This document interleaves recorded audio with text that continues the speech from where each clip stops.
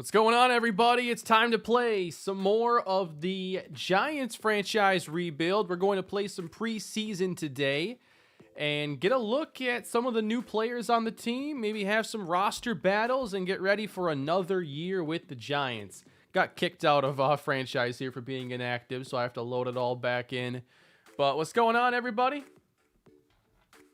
If you are watching this when it's done being live, you can go to the play bar and find the start of whatever game it is you would like to watch, and then check it out there. I'm sure we'll have some intro nonsense, though, maybe some player editing or some random talk. So it might take a while to get to the first game.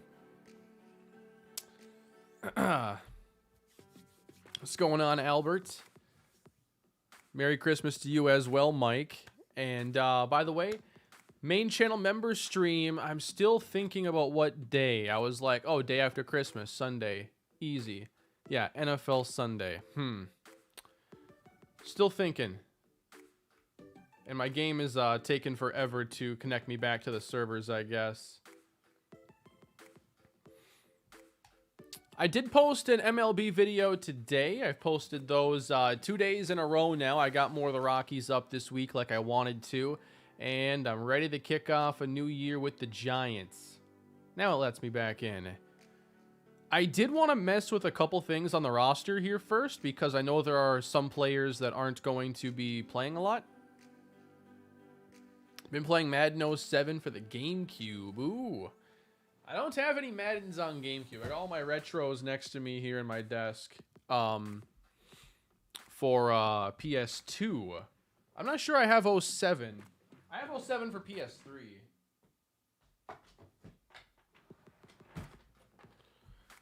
I do have a couple more pickups, though, from the last week that I want to check out and see how they hold up right now. So many games here, I'm not even sure where I put them.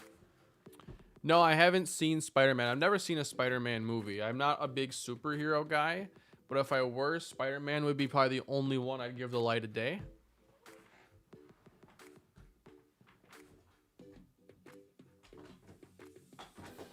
Trying to find a couple games here. I told you there'd be a lot of nonsense here in the intro. That's why I recommend skipping if you're watching after the stream is live.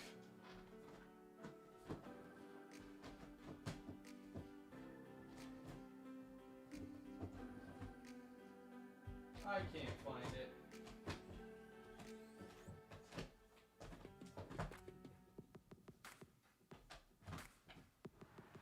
Either way, it's Madden 06 and NCAA 06.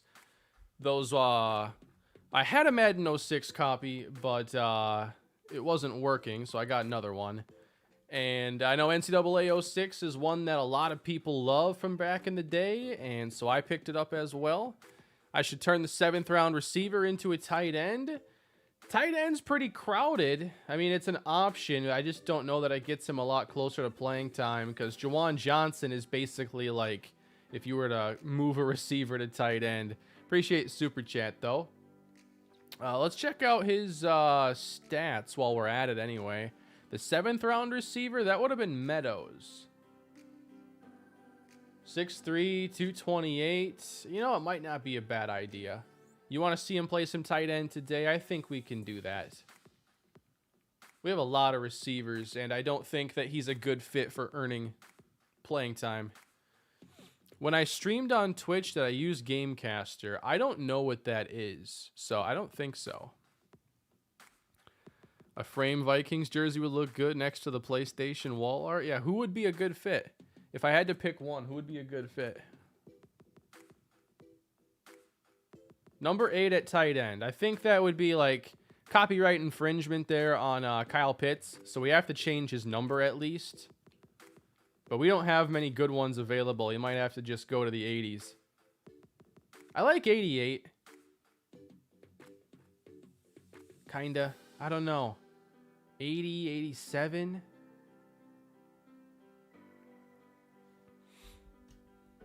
Prediction for tonight's game. Man, the way New England's been playing, it's so hard to not just take them. They look so good again. in a different way, obviously. They've been running the football well, playing really good defense. But can they stop Jonathan Taylor? Imagine JT runs for imagine he has like a Dalvin Cook night. If he does, he legitimately puts himself in the MVP conversation. If the Colts can move to 8-6 and he runs for like 160-2. Frame John Randall jersey. Speaking of ex-Vikings, I have a history of the Minnesota Vikings DVD I've been meaning to watch here. Because I don't know as much about some of those older teams as I would like. Yeah, Peterson obviously makes a lot of sense. Got a Russell Wilson signed jersey getting framed. Which colors did you get? The Seahawks have a really good scheme. You got options there. Anyway, with the depth we've added here at running back, I just don't think there's room for Tyson Williams or Gary Brightwell. So I'm just going to clean up the depth chart a little bit. And we're going to make some initial roster moves here. And I just got booted off the servers again. Hopefully it's not that kind of day. See how slow that is there? So delayed. No, Winfield would be a really good option. Moss, I mean, you can't go wrong with Randy Moss.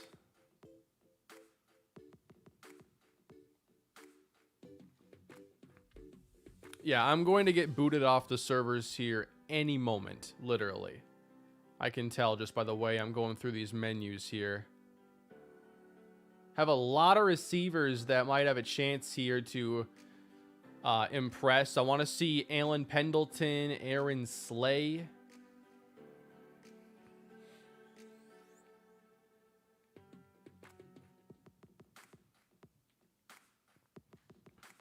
Yeah, 3 games postponed, so we got primetime football the next, well, including today, 4 nights.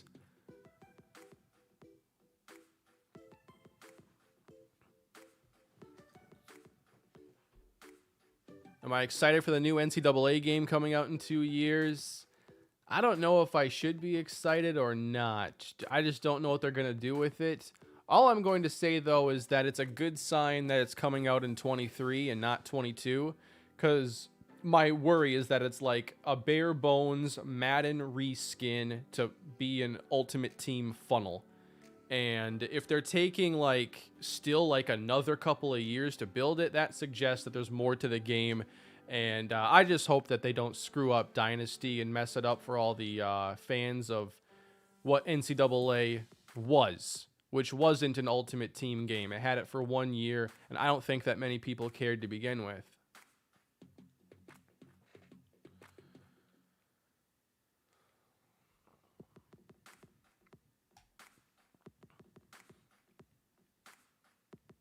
Just a quick look here at the roster. I want enough depth, too, so that, certain starters don't just get sent in to play with the backups. That's never a good time.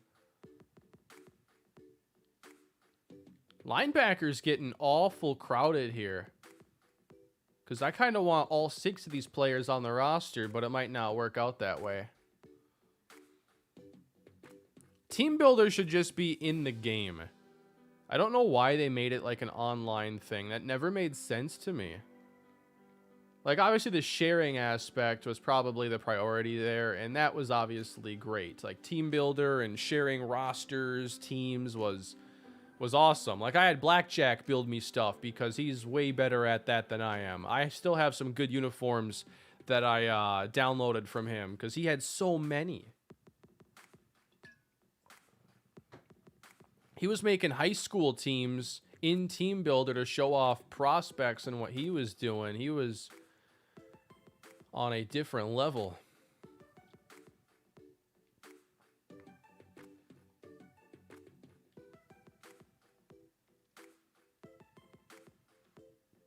What's going on, Anthony?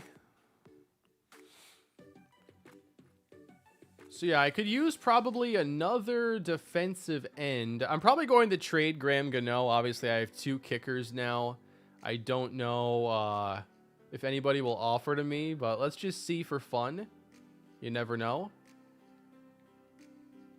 So I got my QBs, I got my running backs, a lot of receivers. I think I just need defensive end. I have 1, 2, 3, 4, 5, 6, 7, 8, 9 linemen.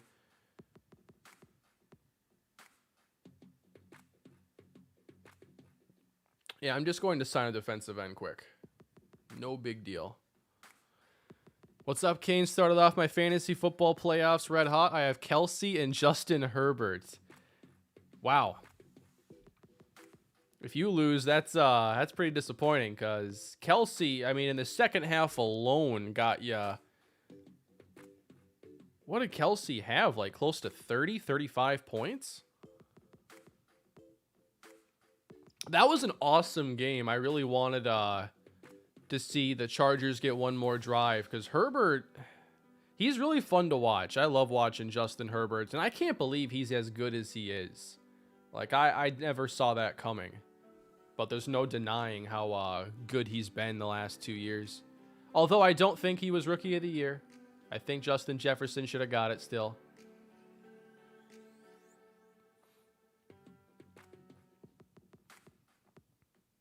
Yeah, you go to these like undrafted defensive ends. Even the ones who have the size to play in our scheme end up with like 78 strength, and I'm just never sure like what to do with that. I like to set the cutoff, you know, around 80. Like, you have to have a little strength out there for me. We'll bring in Deontay Truman.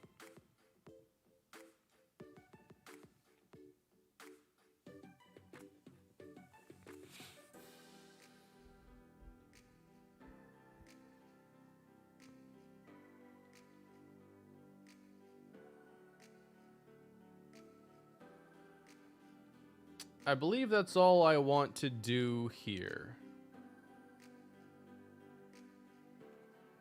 Give my quarterback star dev. He had 2 good years.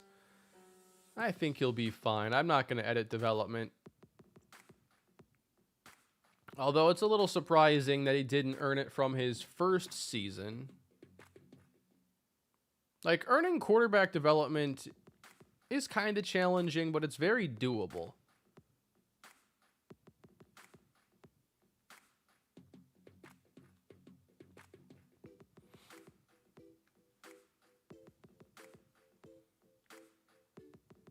Let me just set up the depth chart quick and we'll get into the games, of which there are 3 I have to remember. I remember the last stream I did, I was like ready to go for the 4th game, and there was no 4th game. Yeah, I saw YouTube TV losing ESPN, and usually they just come to some sort of agreement. They'll put out their little commercials, you know, like, this company's the bad guy, we're the good guy, and all this other stuff. Like, just get the channels back. I don't really care. It's 2 massive corporations just arguing over numbers with each other, and I couldn't care less. So just figure it out. At least, I know the Monday night game is going to be simulcast on ABC. So that's going to be fine. And that's the only thing I watch on ESPN right now is Monday Night Football.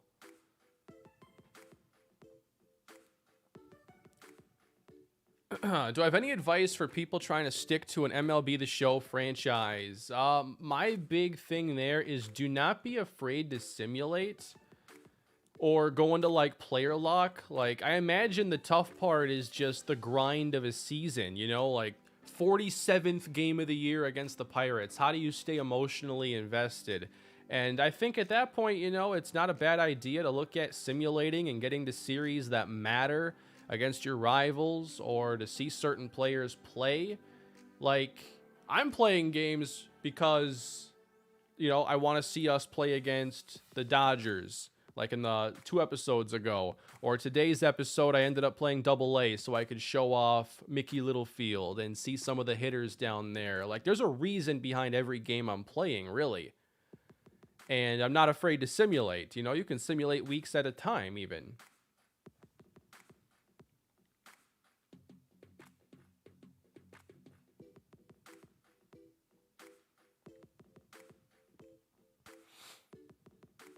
Can I add an arm sleeve to Brian? We'll take a look.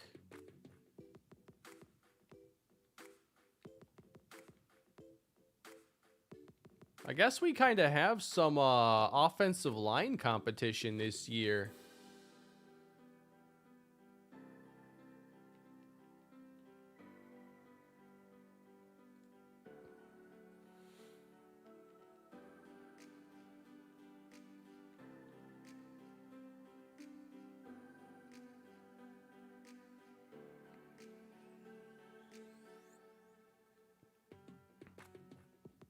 We have to find a spot as well for Quandre Holt. And we will make sure we get number 94 some playing time today, for sure. I think I want to separate at positions here because of what they do to the depth chart if I play players out of their listed spot. So I don't want Ojulari and Golson listed at the same spot. I thought I was in roster here. I'm right there with you, Anthony. The only thing I watch on TV is live sports. There is nothing else. My philosophy is if it's like outside of live sports, if you're not on like Netflix or YouTube, like I don't need you that bad. There's enough content for me to survive.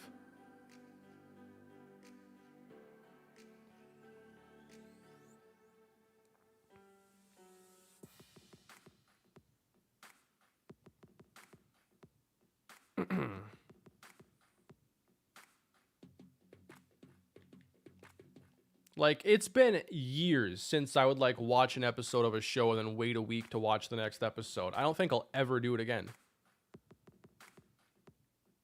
Like, Hard Knocks might be the only thing I'd be willing to do it for.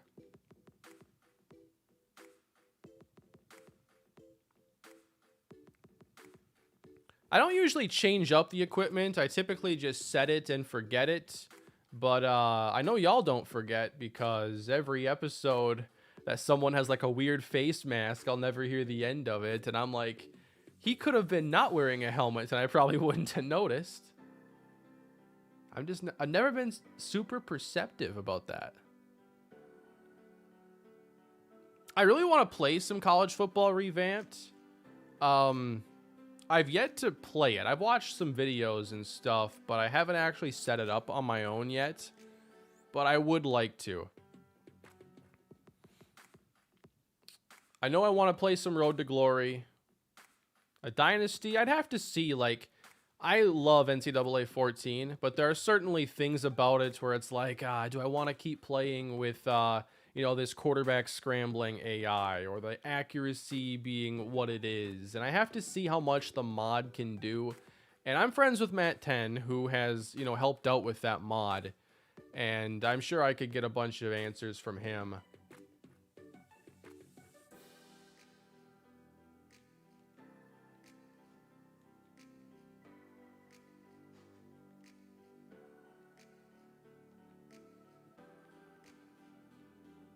All my stuff is messed up here, just fixing it quick and then we'll be playing. Do I think streaming TV will be the future? I think it's the rate now, as long as, I think depending on how reliant you are on live sports, honestly. Without live sports, I think the whole business model falls apart. I mean that.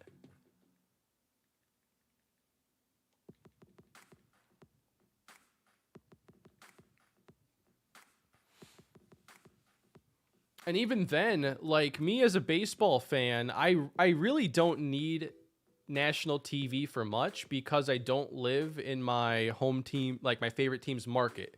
So I just watch all the Twins games on MLB TV along with, you know, 27 other teams, and I just miss out on the Astros and Rangers unless they're on my TV package. And I think they're AT&T only. So I watched like no Rangers and Astros outside of national TV last year. Because at least at the time I had like ESPN and that stuff.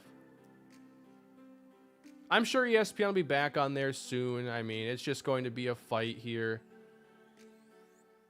Mostly annoying. Only a few more weeks of Monday Night Football though, and then I won't care.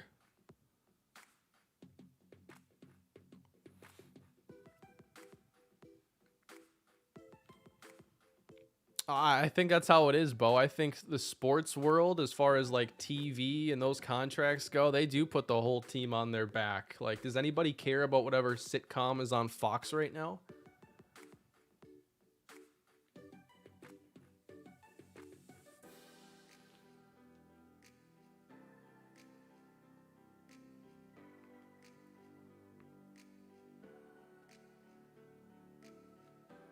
They have all sorts of messed up stuff in here. I should have done this before the stream, but I was like ready to go. I just wanted the stream.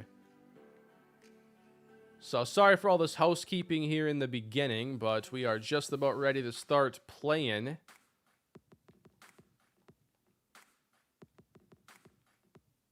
Right now.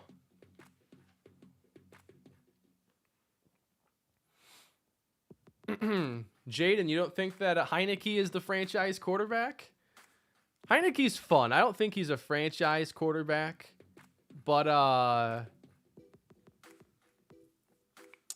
he's had some good games this year, and they're in the playoff hunt now, so he's going to have to keep it up the rest of the way, though. They're currently penciled into a spot. That is pseudo-wudo. Indeed.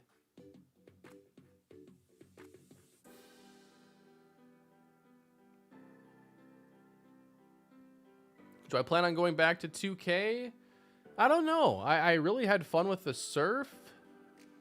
Perhaps sometime I'll want to go back. I haven't had the itch to, though.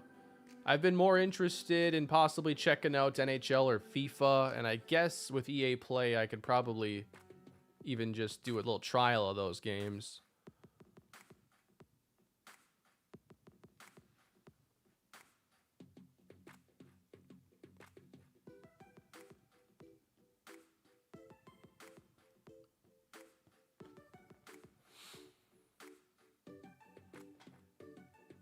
Oh, we have week 1 against Tampa? I didn't even notice that. That is obviously a big matchup for us after last year and Daniel Jones being a Pro Bowl quarterback.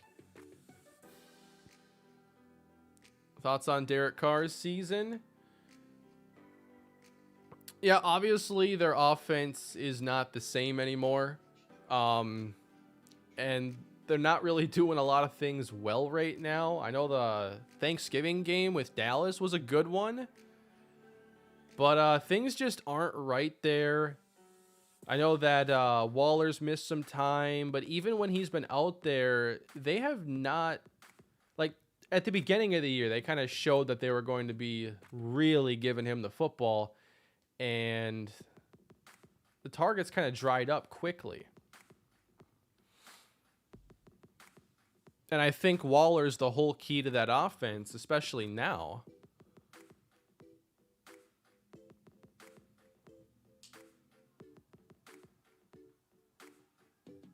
I saw that rumor the other day, and this could just be complete smoke, but that they were thinking about playing Mariota a little bit. I don't think they will, unless Carr has a couple really bad games. But I just don't.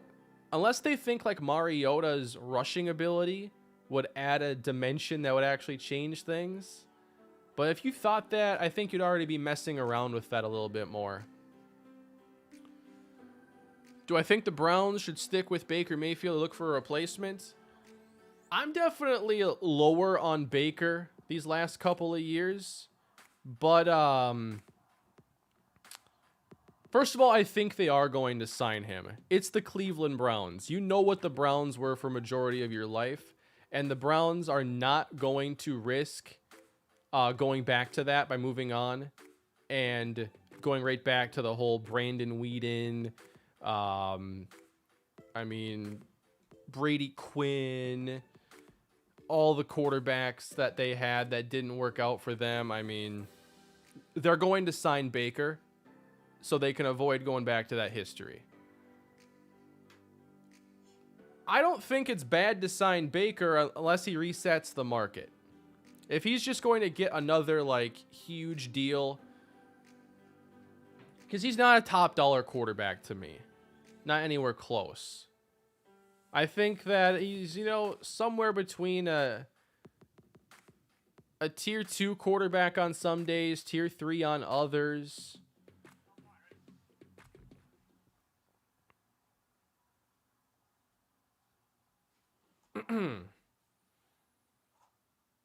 So we got some preseason football. Bradbury's giving up on the play. What am I watching right now? Is that Travis Kelce running all over the defense? Listening at work. Hope you enjoyed that, Gary. My goodness. That was a 74-yarder to Max Williams, who just went beast mode on the first play of the preseason. One missed tackle. Bradbury misses. And then he's got a chance again, but he's like, no, absolutely not. One tackle per play is all I'm willing to try. Peppers. If he just keeps running, he catches him, but he doesn't. What did I just witness? That was something. Hey, Laura, appreciate the super chats. Happy holidays. Thank you for all the great content over the years. Touchdown from Joe Burrow to Tyler Boyd. That took 2 plays. Hope you and your family are healthy and well, and thank you for the inspiration. Much love. Appreciate that. Much love to you. Thank you for all the kind words. How often do I do live streams for channel membership? So on the main channel, I do those every month. They're usually 1 to 2 hours. They've been a lot of fun lately, too. And the one for December is coming up. I'm still deciding on the day. I typically do them on Saturdays or Sundays. But my only options now are tomorrow, a football Sunday and short notice, Christmas Day, Saturday, or another NFL Sunday on the 26th. Could also do the 31st, Friday, but I like to do them on weekends. So I'm still thinking that through when the next one is. You know, I have not watched much of the T-Wolves, to be honest. I know that Anthony Edwards is pretty incredible, though. I know that much.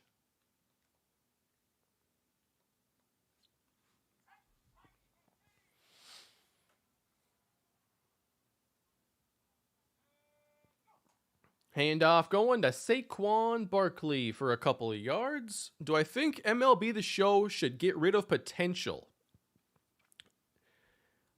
I don't have a big issue with their potential or like NBA's potential, but I think the thing is it needs to be more flexible. Pass caught, nice job, Rashawn Graham. But my problem with the Madden 12 potential system is that it really had like a gravitational pull where it didn't matter how your player performed. He was going to be dragged hard towards his potential rating. I had players like Kenyon Barner lose like 12 speed in 1 year because he had low potential. Or you could have a player who didn't play much, and because he has a potential, his ratings go up. It needs to be very impacted by performance. I think more so, potential needs to kind of control their rate of development. That's why I actually prefer Madden's method a little bit more, having like normal star, superstar.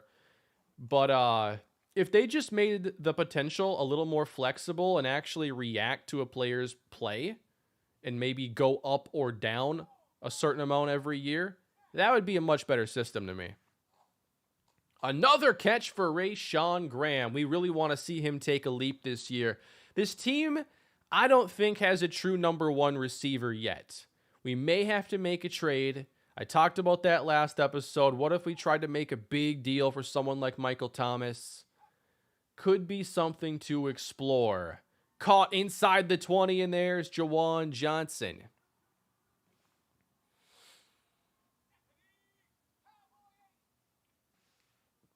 You know, I haven't seen a ton of Kenneth Walker, but I've definitely seen some of his highlights at Michigan State. So, you know, I'm going to be looking forward to seeing where he goes. I always hope that those star running backs end up on good offenses and good situations. And that's why I was so excited when Jonathan Taylor went to the Colts, because it was just, it fit like a glove. 3rd and 2. It's off the mark for Jawan Johnson. So we're going to go for it. The Brandon Staley special. 4th and 2. It's a run to Saquon Barkley, and he gets it. If it makes you feel better, Nate, the Chiefs took Clyde Edwards-Helaire over Jonathan Taylor. And Swift hasn't been bad. He's been one of the best receiving backs this season. Obviously, I think Taylor's a better player. And that is a touchdown for Saquon Barkley. We answer. Yep, this will be uploaded as a video. No issue there. So you can always come back and check stuff out. So it's a visual bug why my X Factors don't show up, and I always forget how to fix that. There is a way, at least in past games, to fix that.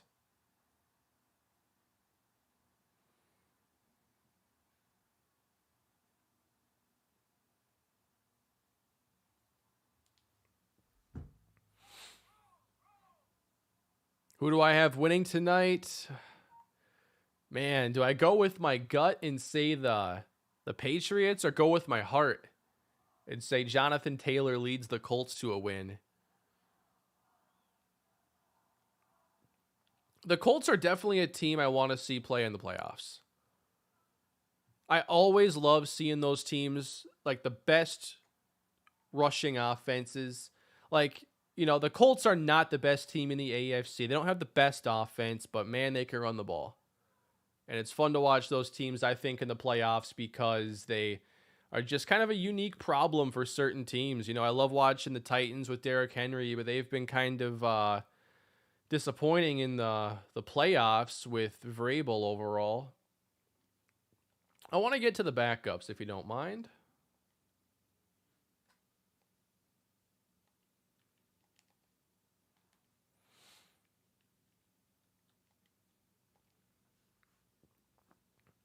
Kyle Myers going to play, and I really want to see Tavares Towns, the rookie. So he's going right out there. We're going to have some of the undrafted receivers here. Alan Pendleton, Aaron Slay, Mike Stallworth, Joe Brooks.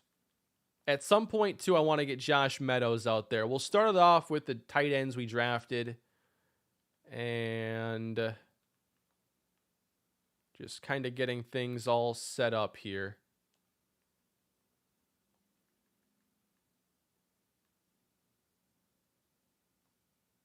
Oh, whoa. Tolbert got hurt. We will definitely have to take a look at that. Quandre Holt's going to be playing, though. Jason Quinton wears number 50. He's going to be out there.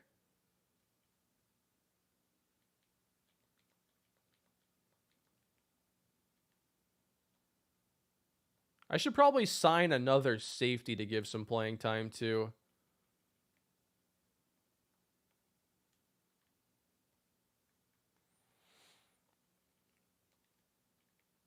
Sorry, I'm just getting all this set up here. I wish it was a little bit faster. But we will be checking out these young players here in just a minute.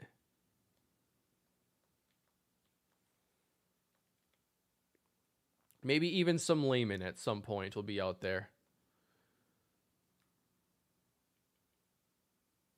Is it visual feedback in the settings thing? I don't know if I can mess with that in game here. Maybe. I'm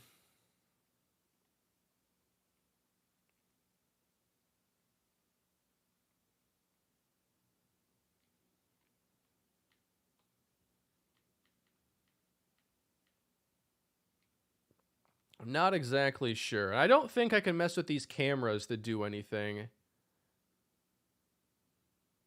I'm just going to switch, yeah, because I already had that on standard. I wish I could mess with the cameras more when I'm in my slow sim. Oh, I'm glad to hear that, Mega Muffin.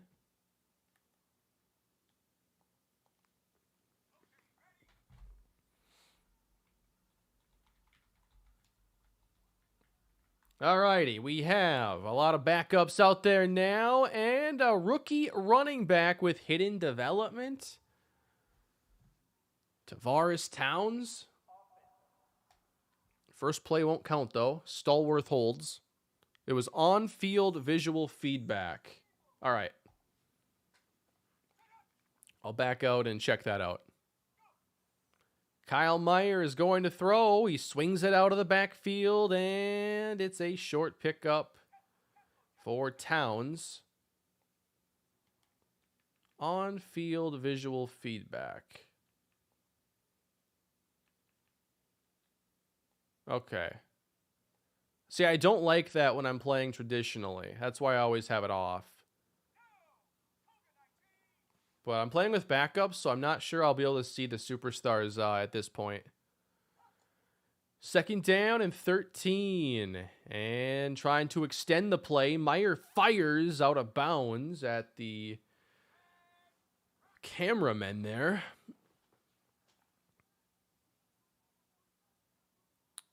Third down and 13. And Meyer drops this off. Knight right there. Give him a first down. Come on. Go for it. Brandon Staley would be proud. Yeah, slow sim behind the quarterback is my dream. Caught first down, Stallworth. 2 for 2? That's right, Mark. Yeah, I'll have to do that for like Saquon Barkley. I'm not sure if I have to do it to everybody or just the one player. Come on, give him a chance.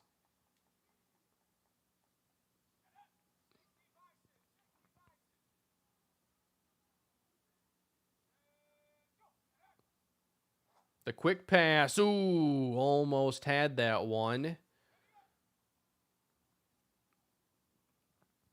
I like how Kyle Meyer has developed in this series. I think he'll be a solid long-term backup option as he throws it off the mark for Joe Brooks, and we bring out the field goal unit.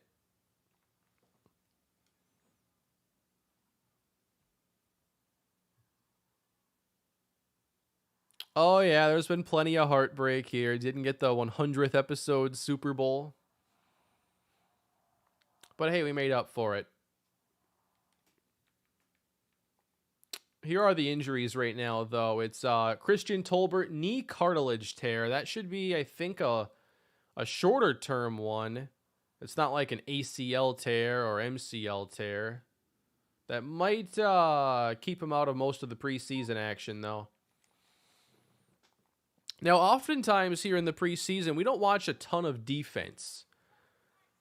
But that's where I think we need to focus a lot of our attention today.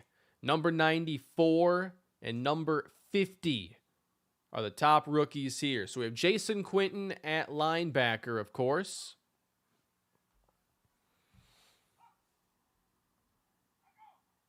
They'll run this inside. Nice play there. Beltran, I feel like he does a good job in the running game. Just want to check out the key players here to keep an eye on. Definitely Quandre Holt, number 94. Mostly as a pass rusher, I think I want to see how he can contribute right away. And then Otis Springs in his second year wearing number 6. Aaron Robinson, Darrell Gordon, Tavon Little. Let's get off the field here.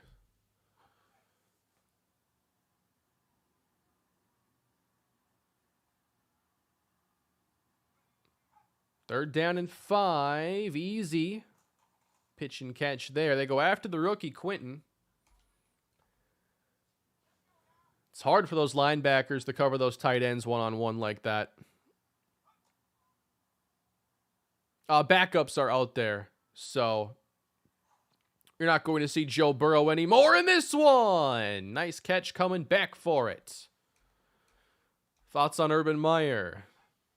I think he just wasted everybody's time, honestly. That was about as pathetic as it gets, honestly. Just the whole showing, his tenure there.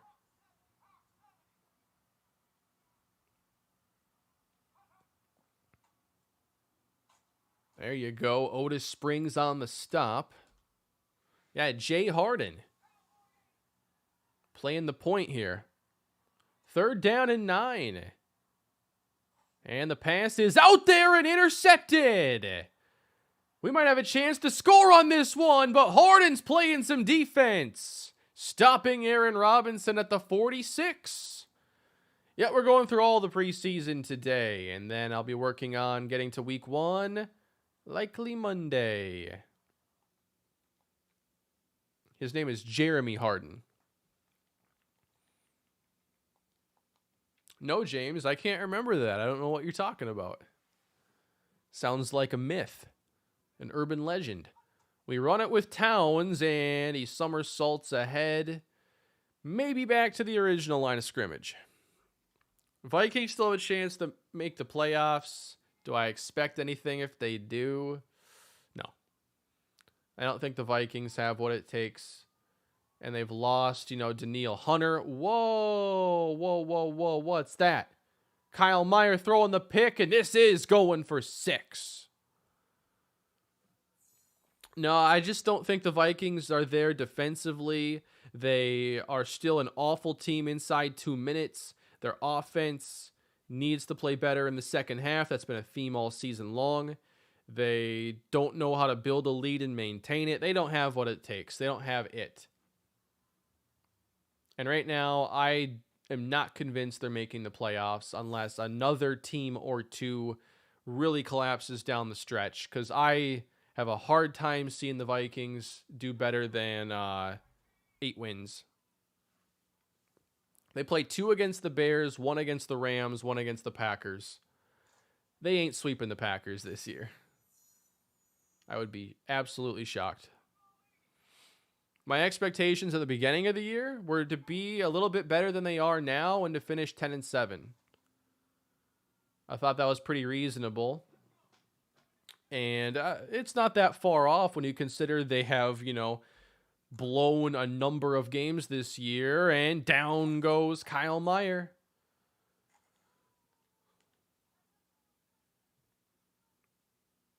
Chip shot field goal away from winning in week 2. Blew the game late against the Lions on a last-second touchdown. Had what I thought was a bad fumble call in overtime against the Bengals week 1.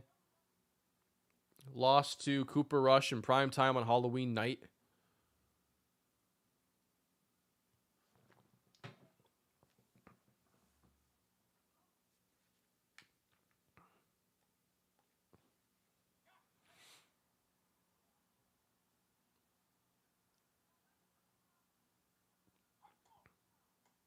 Sweeping outside. Nice play. Quentin was there with Beltran. Loving these rebuilds and totally not bribing for more content. Not at all, Warren. I appreciate the super chat. And that's a first down as this defense continues to get carved up. Football 4 days in a row. I know, right? NFL football 4 days straight. Jeremy Harden on the outside, and Gordon makes the tackle right at the marker. Not seeing a whole lot from Quandre Holt yet. On the outside and all by himself, it's caught inside the 30. Chargers have 10 draft picks and $80 million in cap projected this offseason. Wow. Do I think they can push for a Super Bowl? Yeah, I do. I believe in their offense completely. The defense, though, I think needs... I don't think it's a Super Bowl caliber defense. Harden on the outside. They just have us constantly chasing, east and west. Taking advantage of those underneath defenders. I think their offense is good, but I still think Kansas City's overall a better team.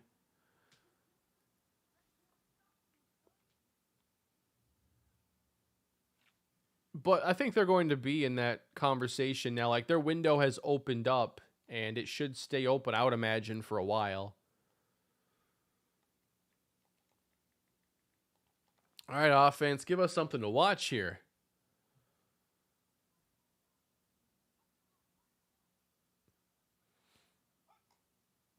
First and 10 for New York, and again intercepted. We're just throwing the same picks over and over again.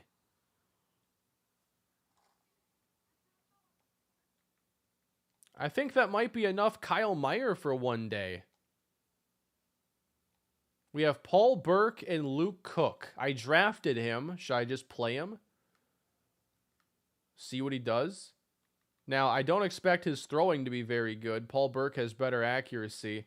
Let's see the rookie Luke Cook, because I don't want any more of Kyle Meyer today.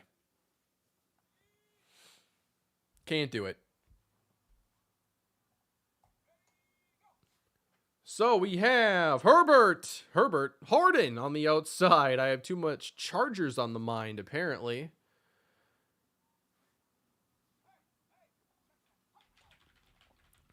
Harden will try it again, floating back of the end zone. Incomplete. Great try, and they're going to review it. Don't do that. Unnecessary. Ooh. I don't know. I think I'm worried about this one. That might be a touchdown. This might be a Cam Sims situation. Oh, they don't count it. That's interesting, though. I like when they, trick me there. They review it, but don't overturn it. They'll try it one more time on third down. Jeremy Harden, back corner, all by himself, but he had to go up and came down out of bounds. Wow. You can't miss him there. You can't throw it high like that. Hate that I enjoy the disappointment from the draft recaps. Yeah, we got to stop doing that. I got to stop thinking about all the moves I could have made and all the mistakes that I made in the middle of the draft. Like, I know beyond the first round, I got to clean up some of my draft, just my internal logic and the way I do things. I'm going to be real with you right now. I didn't realize it was the second quarter. I thought it was the third quarter. Whoa, look what I just simmed. Ruben Knight kick return touchdown in the simming. Who wants to play some defense today?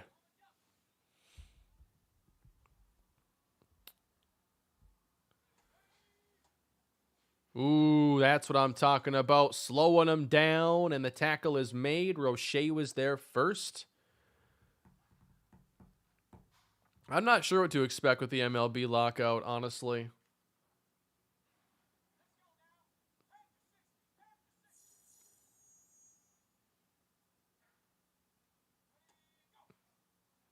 I'm also not totally aware of what is like holding up talks.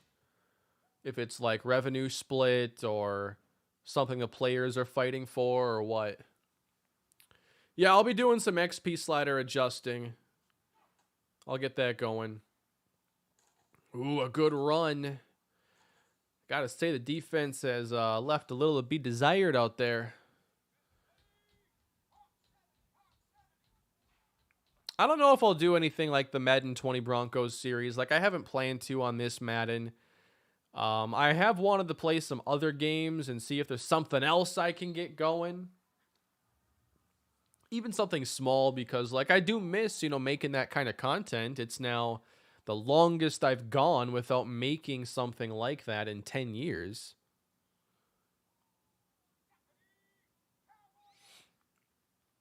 Miami's really turned things around, and it's on, I think, both sides of the football. Like, their defense was terrible first, 10 weeks of the season, and then they switched some things up. They're playing a lot better overall.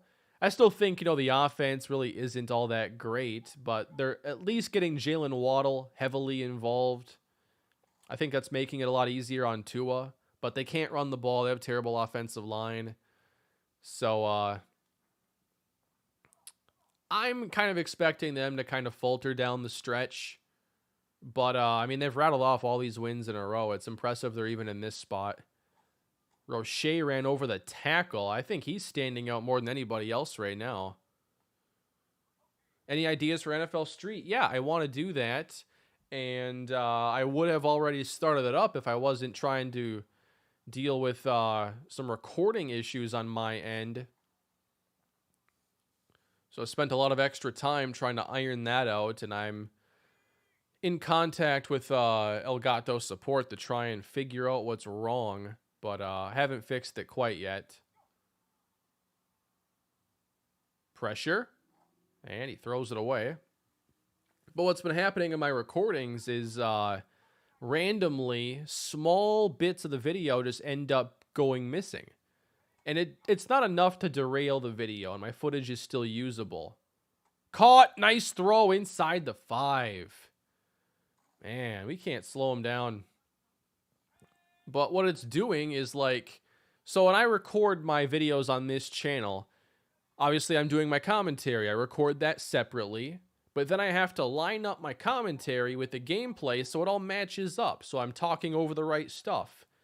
But if I'm losing pockets of video throughout, every time video is missing, I'm now no longer lined up correctly with my audio. Wow, another close call, and they're going to challenge that. So it's been slowing down my editing. And I'm trying to fix the problem so I just don't have to worry about it. Yeah, that's touchdown. But yeah, NFL Street, I want to create 7 players in there. I know 2 who will be there. Demario Waddle, because at NFL Street, you play both sides of the football. Such a good fit for Waddle. Second player I want in there is Hudson Lumen. I need 5 more, including a quarterback. And I think a backup might make the most sense. And maybe it's William Lindsley or something like that. What's Mr. Hurricane's Canes order? Ah, lost connection. My Canes order? I forget what they call their combos. Isn't it like the Caniac combo? It's like 6 to 8 tenders with 2 pieces of toast and some fries. That's my order. I love the Canes sauce, by the way. That stuff is incredible. Jamari Akinjide, and he plays tight end too. Ooh. If I can make the ratings work out, like if I can end up with Waddle being really good, maybe a player like Akinjide being really good, because I have like an XP like attribute cap that I have to fit everything in. It does. I haven't had like a chicken tender meal in a while with like good toast and fries and good dipping sauce, maybe something more exciting than barbecue. Yeah, that sounds pretty good at the moment. I may have to reset the game.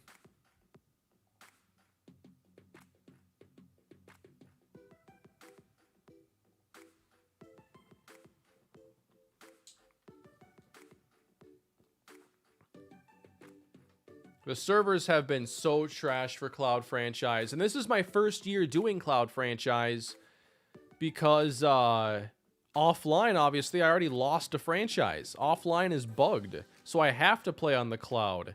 I'm at the mercy of the servers, and they are terrible, man.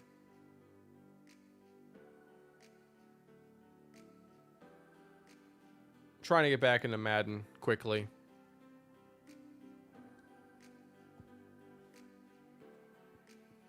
My running back should be the back from the Kalispell series that we didn't get to see but 1 year at the end. Yeah, that's probably a good call. And that's kind of how I want to do some of these side series, is maybe incorporate some players that we didn't get a full look at. I'm trying to remember his name right now. But yeah, he was fun in that Kalispell movie. I'll have sessions where I don't crash at all, and then other sessions where I crash 3-4 times. I've never been to Cookout. I've heard of it because I have friends in like the Carolinas where it is, but there's no Cookout around me. It's like drive-through barbecue. I'd love to try it. Yeah, Matthew McNair. Exactly. That's who.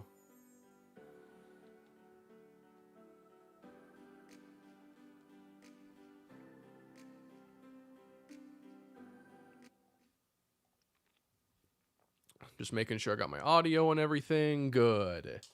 All right, offense. You haven't been fun to watch, but just wait till Luke Cook gets out there. He's got 90 speed, and he's about to be unleashed on the Cincinnati defense. It is 1st and 10. We'll keep it on the ground with Tavares Towns. Not much. At Cookout, you can get a burger and 2 quesadillas for like $5. Now, I'm sure you're taking a hit in quality. I'm sure it's not going to be like a great burger or a great quesadilla. But if you're telling me I can get a bunch of food, a variety of food, and it's going to be cheap, I'm willing to take a little hit on quality. Cook outside. He got it there. How about that throw? Chamberlain with the catch.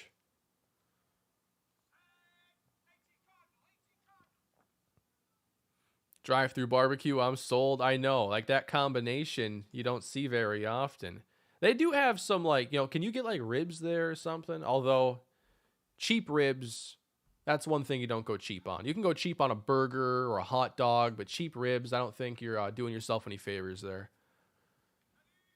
It's just going to be a bunch of fatty spare ribs. They're not going to be any good. Man, we can't block. We can't even give Towns a chance. I want to play with progressive fatigue. I really do. But the players disappearing, I think, is just too much of a concern right now. Oh, yeah, I don't think you should cheap on the sushi. If your gas station all of a sudden starts offering sushi rolls, you might have to run. Don't walk away. At least Towns converted there. One time I went to the gas station and I got nachos, and I thought it would be a good idea to, they have like the pump where it's just like nacho cheese and chili sitting in there all day long. I don't recommend doing that.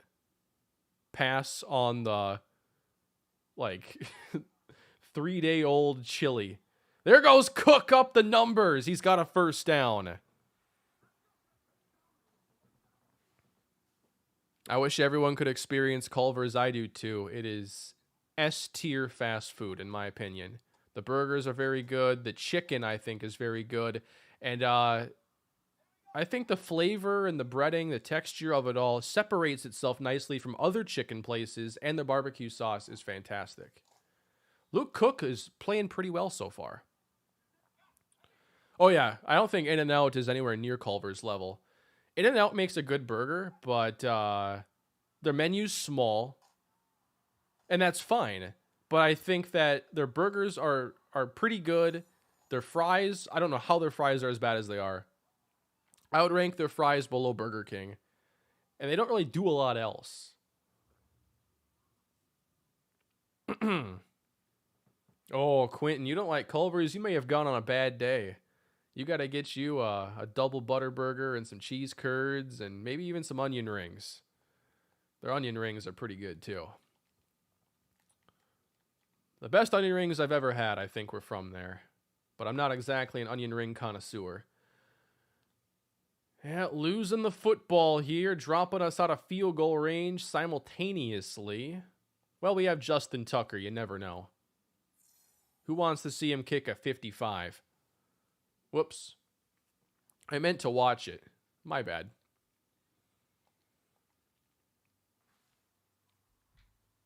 Kane, how many states have I been in?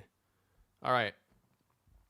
Minnesota, Wisconsin, North Dakota, California, New York, North Carolina, Florida. I may, for about 5 seconds, have been to Connecticut. Because I remember seeing a sign that said, "Thanks for visiting Connecticut." And I'm like, I didn't even know I was here. I think I was in Connecticut for 5 seconds. Pennsylvania and Illinois only at airports. And then Iowa, Missouri, Kansas, Oklahoma. And that should be all of them.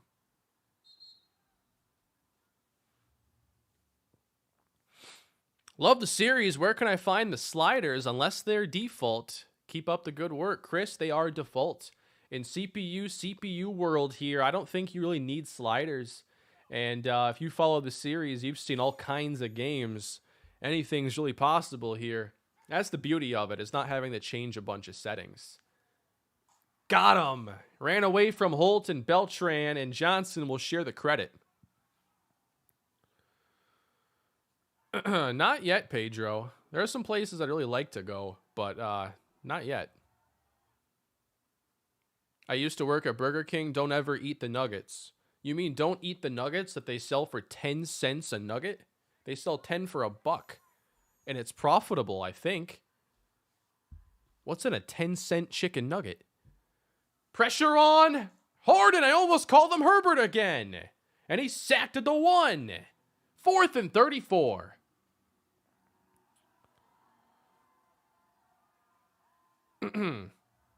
I work at a gas station. Okay, Stan's talking about the gas station nachos. They are heated for at least a week straight. That's a mistake you only make once, though. You never do that twice.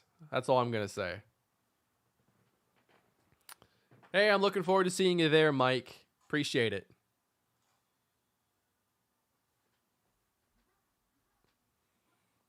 My problem with the BK nuggets, or the BK fried stuff in general, is their oil tastes the worst. Their oil just tastes so bad. And it's a very strong flavor. Play fake here, Luke Cook trying to bring us back. He'll bail outside, fires deep, it's caught at the 20! Luke Cook 4 for 4, everybody. Who's 4? Is that Slay?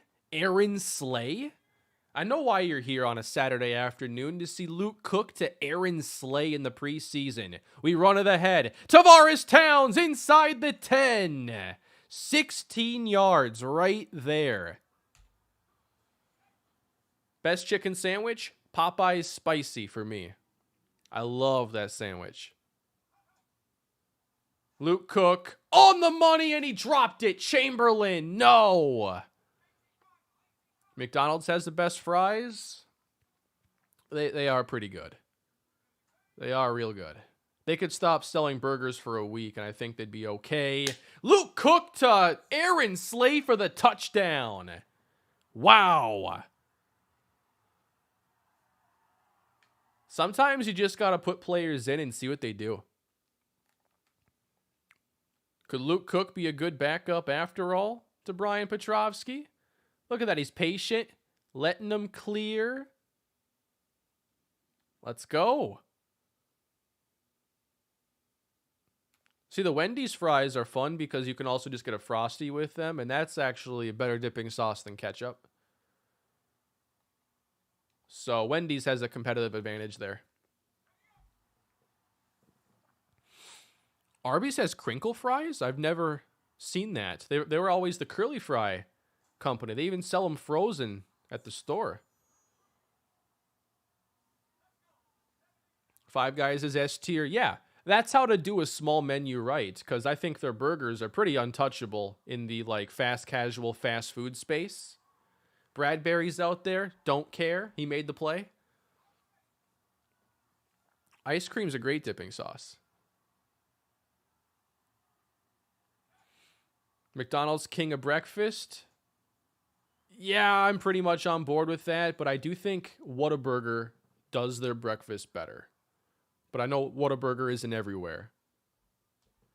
I think there's like a couple locations in Oklahoma and then Texas. Five Guys is a little pricier. You are going into the Chipotle range there. But I think you're getting a better experience for it at least. Yeah, I don't think you can go to Five Guys with a peanut allergy, because they fry all their fries in peanut oil, and they have peanuts literally all over the store.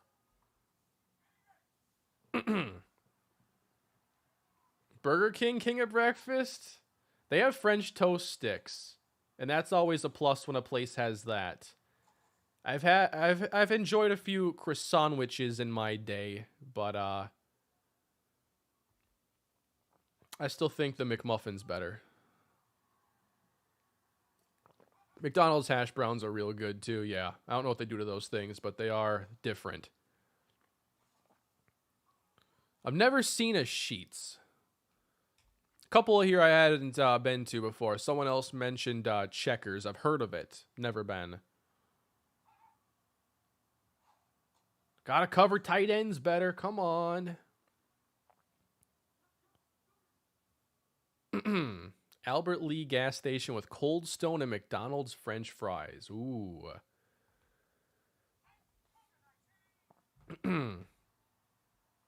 Jack in the Box is my go-to breakfast. I've never gotten breakfast there. Are their tacos any good? I saw they have like a taco box. It's like 25 tacos and like 3 dipping sauces. And I imagine they're not great. But if it's at least like Taco Bell, maybe it's worth a shot. Harden fires underneath, turning up inside the 20. They keep attacking, springs in coverage. Everybody on the East Coast loves Wawa. What's the problem? I thought that was like the place you gotta go to, not the place to avoid. The Breakfast Jack. That's a pretty good name.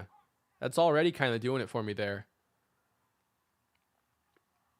Jack in the Box tacos are dog food. Noted. Stuffed. But we're probably looking at a 2-score game regardless now.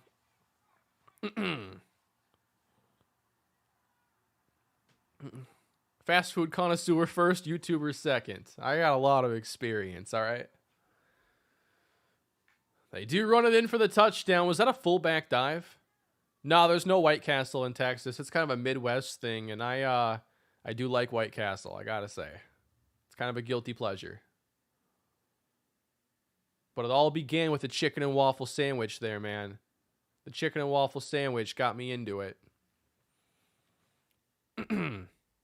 Fast food tier list when? I think I'm making a loose one right now in my head. Someone asked about Chipotle.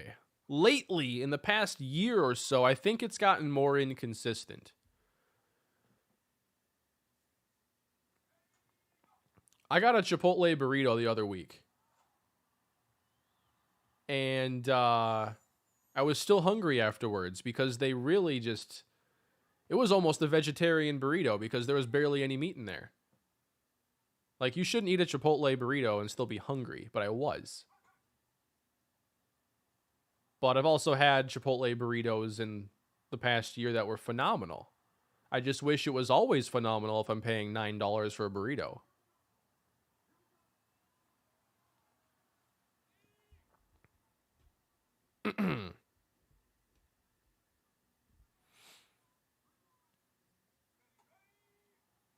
Two and a half minutes to go, and Luke Cook, oh, we missed him there. Trying to keep that connection going with Slay.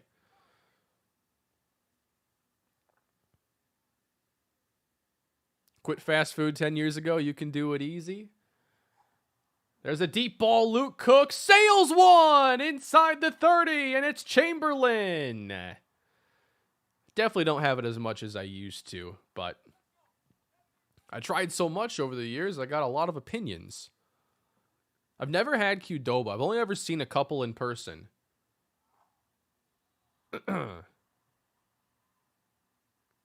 I have had Portillo's, but only a couple times because the only one near me always had a line a mile long.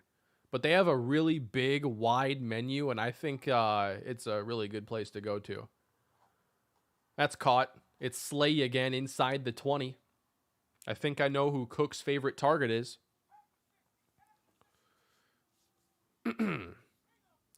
It is 3rd down and 2, and Luke Cook is going to fire to the back corner, and that's a touchdown to Chamberlain. Luke Cook, everybody, bursting onto the scene here with this second half performance. My favorite cheap menu item from any fast food place, past or present? Honestly, the McDonald's McDouble, I think, is a solid cheap cheeseburger. The double cheeseburger there. Actually, the double cheeseburger and the McDouble are not the same thing. They're like 20, 30 calorie difference. I don't know what the difference actually is, but they're separate menu items.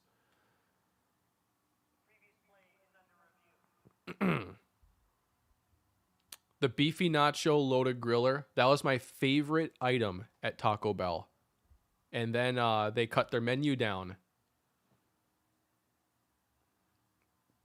But the grilled cheese, I legit think the grilled cheese burrito is one of the best things Taco Bell ever came up with.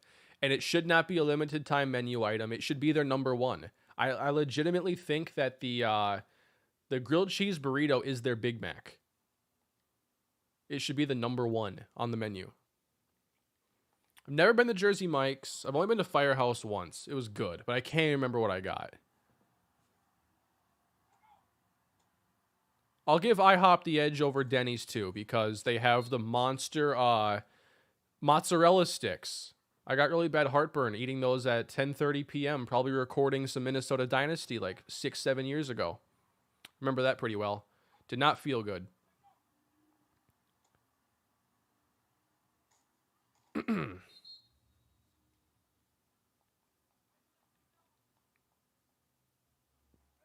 Difference is a cheese slice. McDouble only has one cheese slice. That makes sense, because that's about what a slice of cheese would be. Calorie-wise, wow. That makes so much sense now.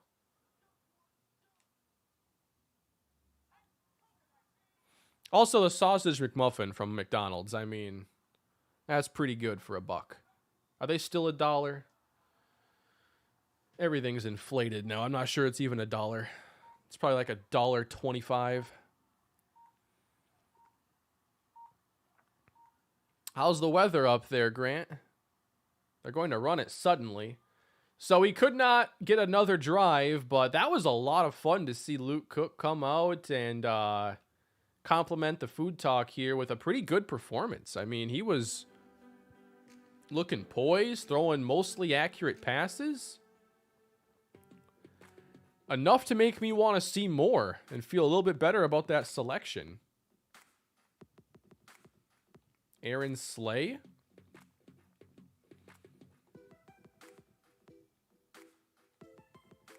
They gave Quandre Holt a half sack. McGriddle, most overrated fast food item. I think if you're not really into pancakes, it kind of is going to be a little bit lower for you. Like, I'm not a huge pancake guy either, so, like, you know, the whole thing with the pancake bun is not, like, super exciting to me. I'd rather have a biscuit or an English muffin anyway to me.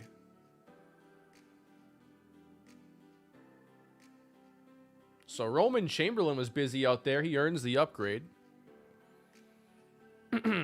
Food Truck Festival. Never been to that, but I've been to the State Fair, which is basically the same thing. The Volcano Taco.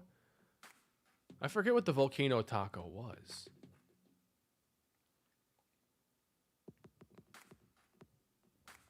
I'm not sure if Taco Bell still has it. I doubt it because they shrunk their menu so much. But they used to have something that I wasn't even sure was on the menu. They had a chili cheese burrito. You get some French fries from somewhere else, and the chili cheese burrito really hit the spot. So Christian Tolbert's going to miss the first game of the year, it looks like, and we have the tackle depth. So that's the first big injury to happen here. Let me sign another tackle just to take some preseason snaps.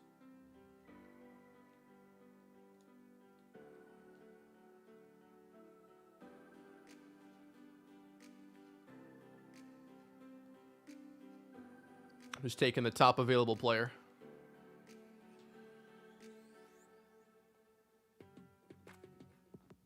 I've only been to Waffle House once. I did like it. And I think I'm getting a Waffle House around here soon, and I definitely want to go.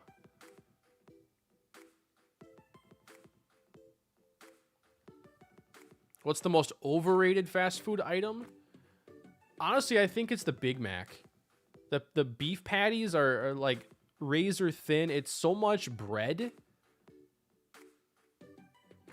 Like, the Big Mac just ain't it. I don't think.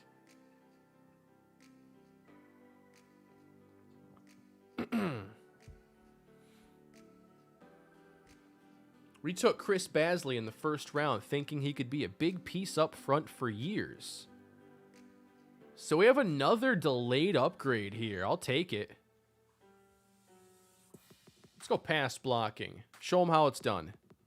Oh yeah, a quarter pounder, so much better. And it's a different beef patty too.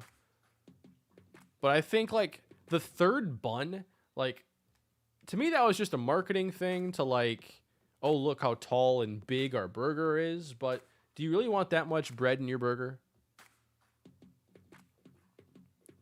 The bread's fine on top and on bottom. You don't need it in the middle too. Sorry we gotta attack you like that, Anthony, but it had to be said.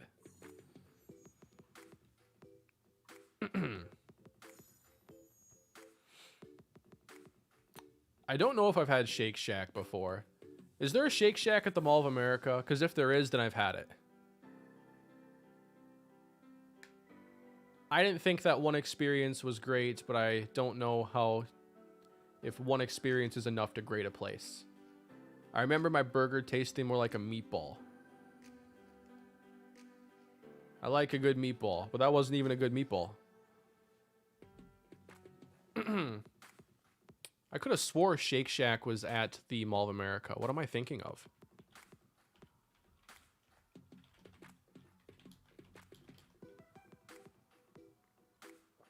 Oh, they got it. They got it. Yeah, that's it. Yeah. It is a Shake Shack.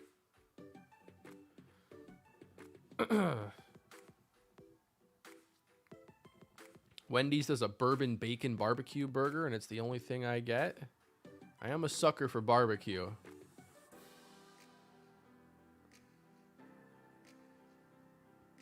Although some places do very low effort barbecue burgers. They'll put like 2 onion rings and some cheap barbecue sauce on there and call it a barbecue burger. Yeah, try a little bit harder.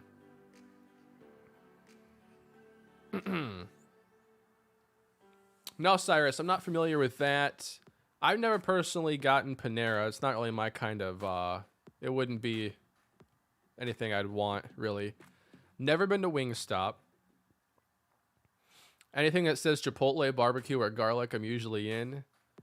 I hear you there. How do I feel about the McRib? The McRib sucks. No.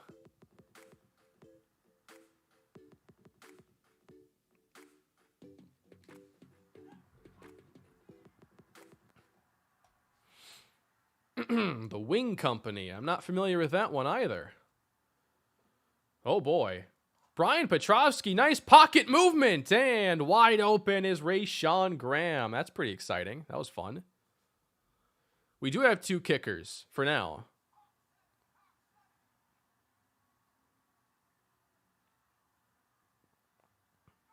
I appreciate that, 10.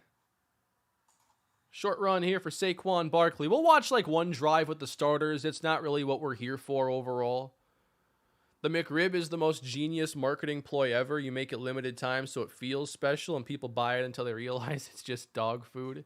If the McRib were a permanent item, it wouldn't have as much use to them. It would just be, you know, with the fillet of fish is like another item. But they like to use it as a marketing tool in the fall. They must have some data that says it works, but I don't get it. Petrovsky slings it, and it's incomplete. I was hoping that was going to Tony. Those are the best streams, 10. When you're just hanging out, talking about random stuff, but still kind of paying attention to what's going on. It's more like just chilling with everybody, watching the game kind of vibes. It's preseason. Like, I can take it seriously, but it's a lot more fun to talk about my McRib takes. And I'm still going to pay attention to what's happening. See, I don't like fish, so I've never even had the fillet of fish. I just don't like fishy flavors. I grew up with like a 8-year-old taste buds and never really figured anything out until I was in my 20s. And so I'm way behind the curve. I think I'm at like a 13-year-old level right now with my taste buds. I still got work to do.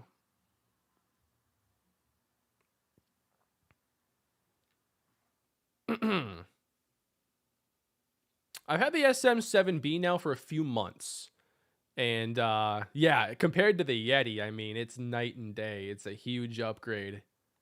It's a fun microphone. Yep. We talked about canes a little bit earlier. That's what kicked off all this talk. I'm a big fan of canes.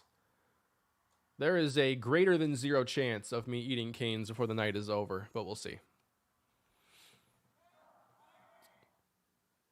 I'm just now attempting mayo on certain items. See, I don't think I'll ever get along with mayo. But maybe, because there are things I like now that I never thought I'd enjoy.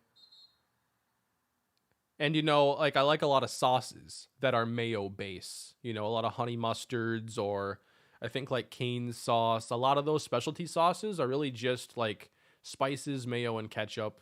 Not a lot to it.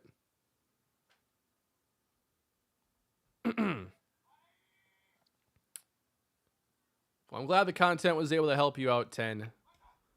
I really appreciate that.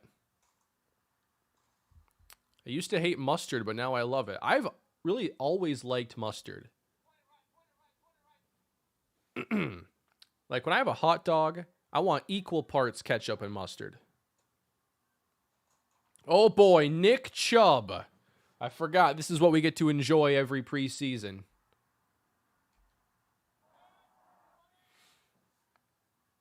I can see why people don't like mustard. It has a very aggressive flavor, and a lot of like aggressive flavors I'm not into, but for some reason mustard clicks for me. I may have to change that visual feedback. Yeah, good call, Mark.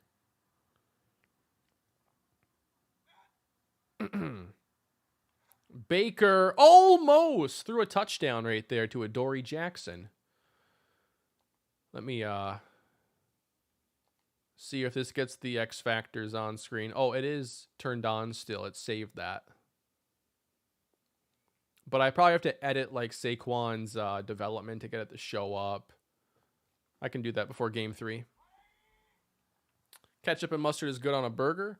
Yeah, maybe it's, you know, if there's enough there for the mustard to mix with or something. But I like mustard on its own. That was Dexter Lawrence right there. You know, when I make a grilled cheese, I make a mixture of ketchup and mustard. It turns into this orange sauce. I dig it.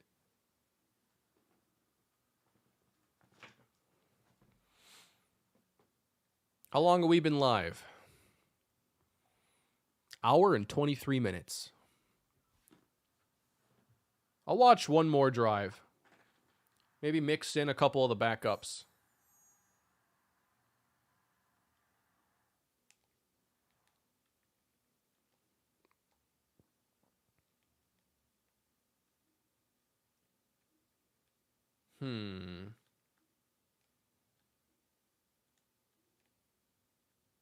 Just for fun, let's get Aaron Slay out there. He showed up in the last one. I don't know if he'll get any targets here, but Aaron Slay, here's a chance for you.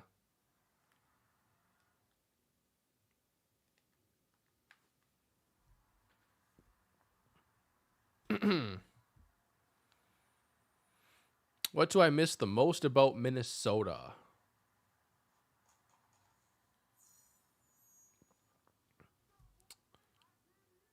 I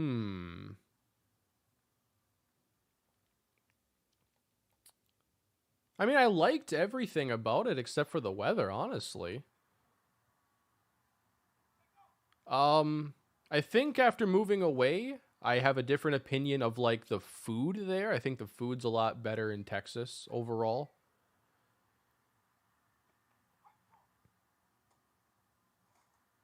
You know what I miss about Minnesota is probably the water.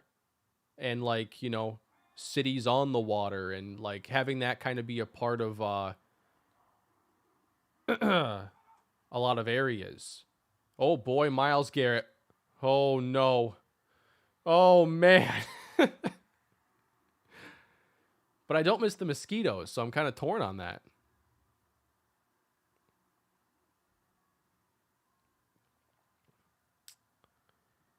Thoughts on Defensive Player of the Year? I think number 95 there would be in the conversation. I think Trayvon Diggs, Micah Parsons are in the conversation. I think Cam Hayward should be in the conversation. Every time I got a Steelers game on, he's making big plays. I love Cam Hayward.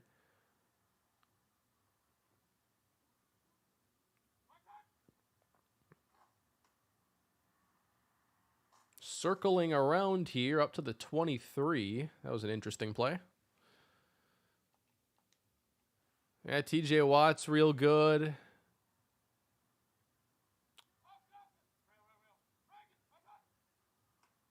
To the outside goes Chubb. Thought he was gone. The crowd is chanting for Luke Cook, and they are going to get Luke Cook. Early 2022 top 10 fantasy football picks. I don't know about 10, but my gut right now says that Jonathan Taylor might be the number one consensus guy. Although, might still give an edge to somebody else who gets more pass game work just because it's more valuable. Baker got it there to Hooper. But CMC ain't going to be the number one guy after 2 years of injuries. And I legitimately think CMC might come back as more of a Deebo Samuel player next year and just be more of a receiver who occasionally plays at running back. Like what Deebo does when they don't have Elijah Mitchell, I could see that being more what McCaffrey's role is. Still can't cover tight ends. Not much change there.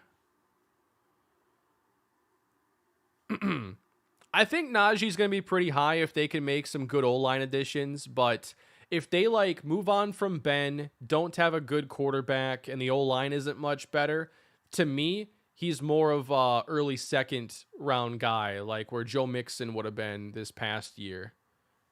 Because are you really going to take him over Joe Mixon, Nick Chubb, Austin Eckler, Dalvin Cook? I mean, eventually he just get pushed down, Devontae Adams.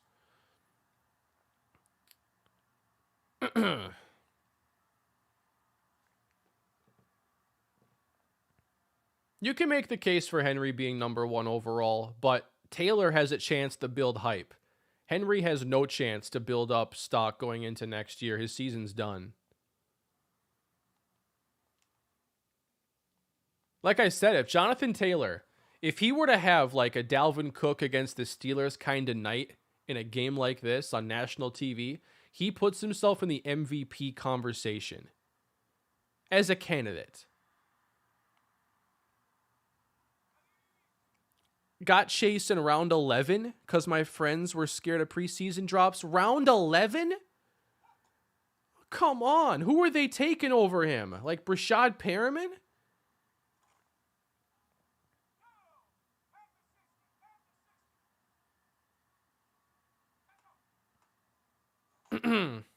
Appreciate it, Grant. Have a good one.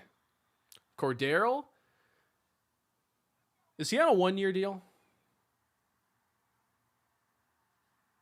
Because, I mean, I love him in this role. And I think he could be... I think it could stick around for more than a year. Thoughts on Chubb and Eckler? I think Nick Chubb is a top 3 running back in the NFL, at least as a runner. I know he doesn't catch the ball much. You got to always factor that in. Eckler, to me, is the best. His contract is the best in the NFL. I thought the Chargers got a steal with that deal.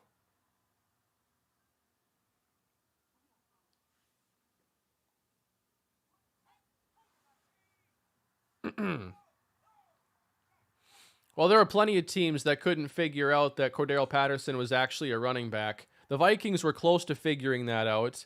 I think the Patriots used him in that role, but he's not a Patriot-style running back. He's not going to, grind out the yards between the tackles like Damian Harris. And he's not, I don't think, James White's a better pass-catching back for the types of things that you ask your running back to do in the passing game. Like, Cordero's way more versatile as a receiver because you can line him up at receiver and run more routes. 3rd down and 13. Petrovsky away from the rush to get it out to Jawan Johnson, who gets decked at the 50 by JOK. Wow.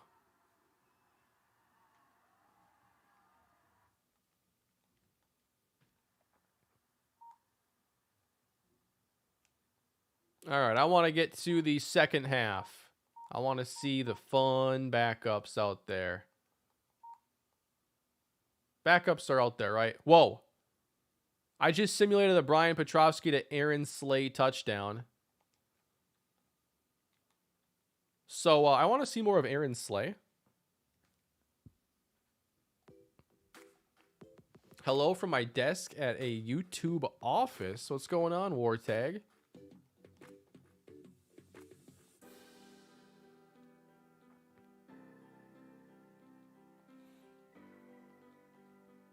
So I want to see a lot of the same receivers because they impressed me. But now I want to give a chance to Josh Meadows. All right?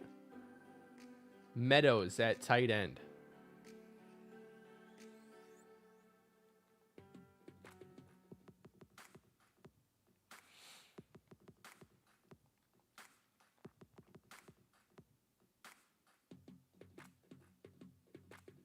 Let's give Michael Lehman some snaps here for fun. Where's Michael Lehman? He must have gotten hurt in practice. Can't give him playing time, sorry.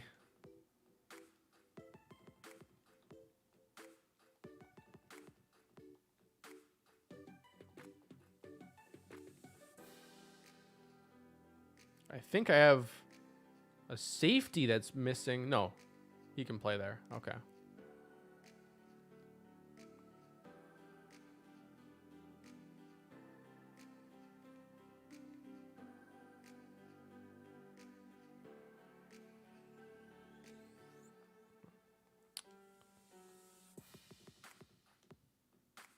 I think I have that how I want it to be. You guys are determined to make Michael Lehman at fullback a thing. That level of commitment will take you far in life if you apply it to something else. All right, we're on defense. And it's a solid 5-yard run for Jay Fulton to get things going here.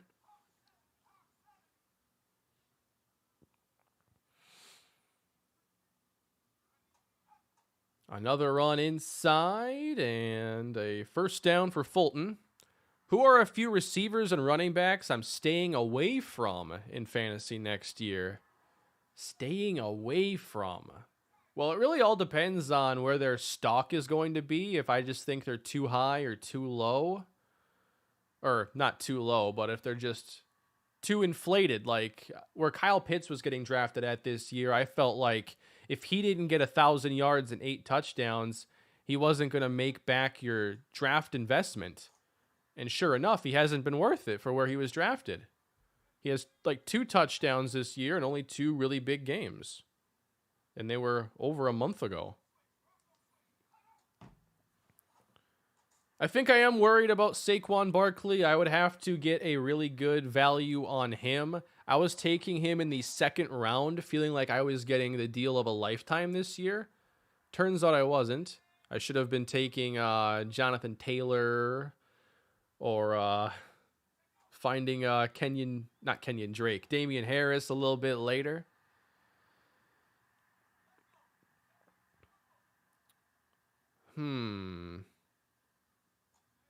It's hard to say without thinking about where these ADPs are going to be. Underthrown and intercepted. Love seeing us create some turnovers.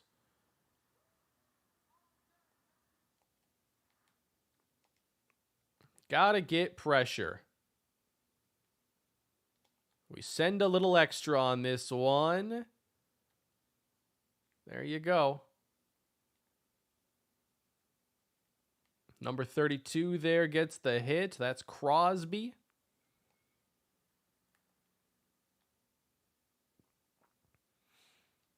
Chubb first overall, because he doesn't catch the ball much, I don't think it's the best pick you can make there.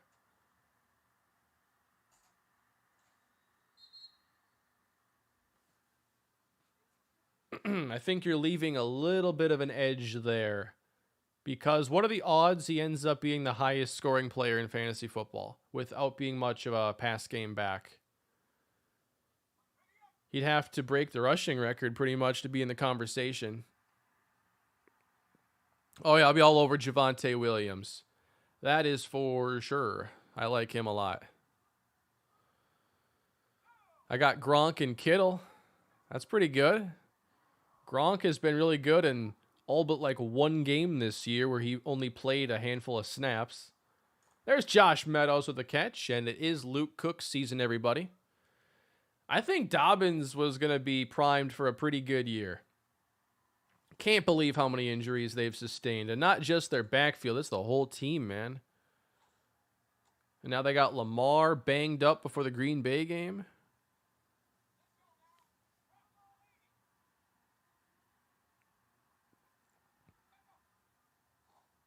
Pass caught inside the 40. And there's Aaron Slay.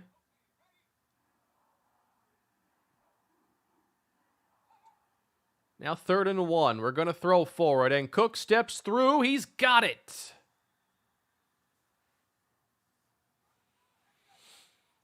I like everything I've seen to this point.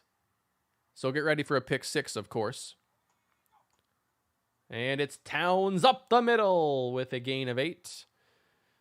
Packers are looking really good right now, I got to say. And they're about to get Bakhtiari and Jair Alexander back.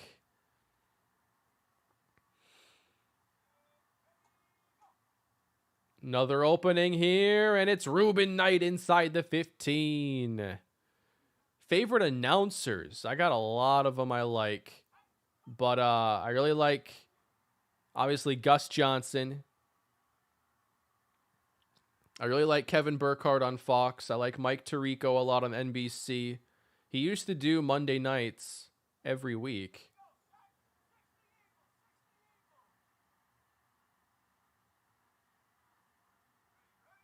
Those are my favorites, though.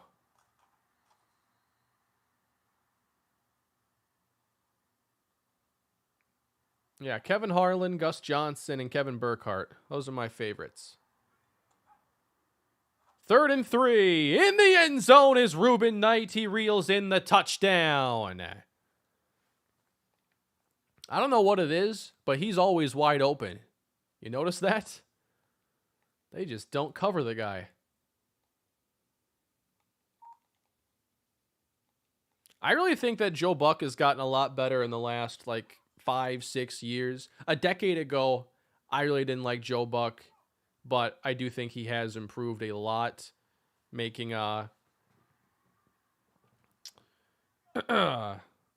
just better calls overall, and I think just more emotion too. And yeah, I think Buck actually has pretty good sarcasm and a little bit of dry humor, which I always appreciate.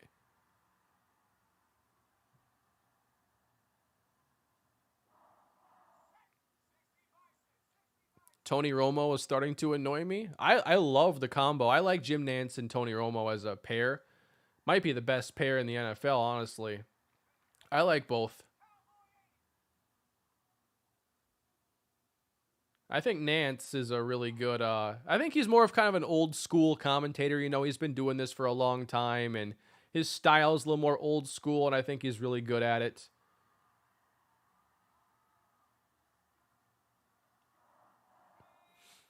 I think Joe Buck's baseball commentary is better than his football commentary.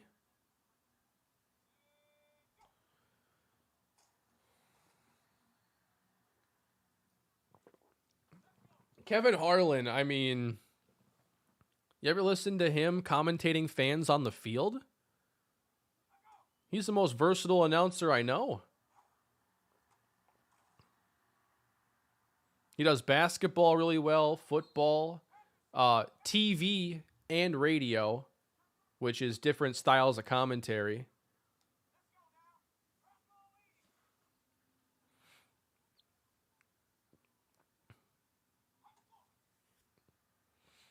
There we go. Pressure, and Holt is going to pick up the sack. That's what we like to see. Drop him out of field goal range. I actually like Collinsworth and Al Michaels, too. I think I probably have the biggest difference in opinion on Collinsworth just because he doesn't annoy me. And I think that's what is the case for most people, is he just is annoying to a lot of fans. I like Aqib Talib a lot as a color commentator. I think Greg Olson's done a really good job this year too in that color commentator role.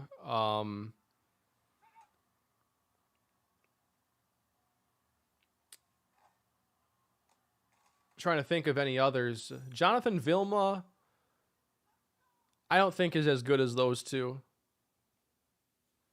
Now, here's a guy who likes Chris Collinsworth. You got to like the mannerisms a little bit. Who's calling the game tonight? Every year, at least once or twice, NFL Network does a primetime broadcast, and Rich Eisen does the call. And I love it when it's Rich and like Kurt Warner and just all the guys from NFL Network. That is like the best hangout booth. I love it. When is that? Because tonight's game is NFL Network. Don't tell me Rich Eisen's calling tonight's game.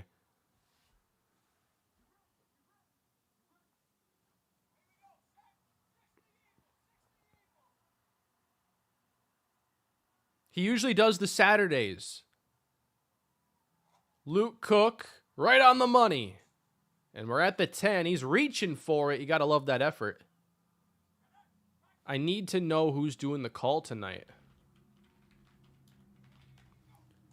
To the outside, a running lane for Tavares Towns and a Giants touchdown. Beautiful. We can actually run the ball a little bit.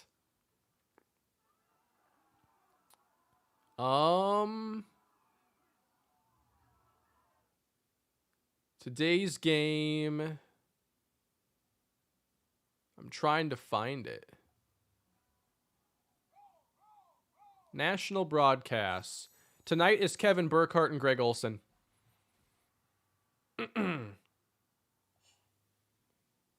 Which is a good booth.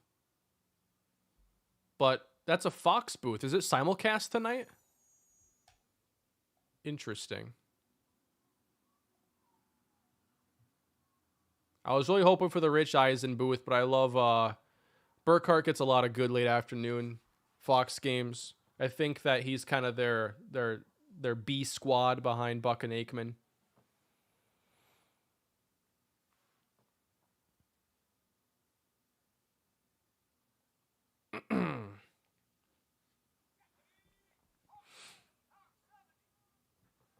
Yeah, that was awful to hear about Demaryius Thomas last week. That really came out of nowhere. And you can see just so many people have nothing but good things to say about him. Definitely left a big impression on a lot of people. That was tough.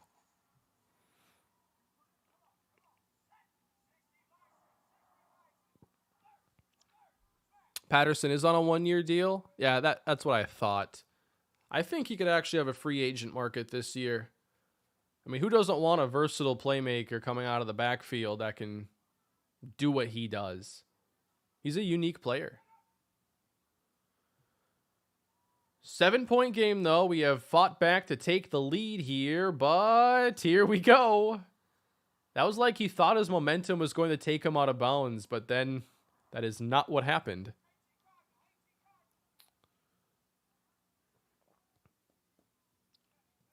Yeah, I saw the Vikings waive Breland, and I don't think he's been good this year at all, but I wonder if that's like, is it they're tired of Breland, or is it they feel good enough about somebody else?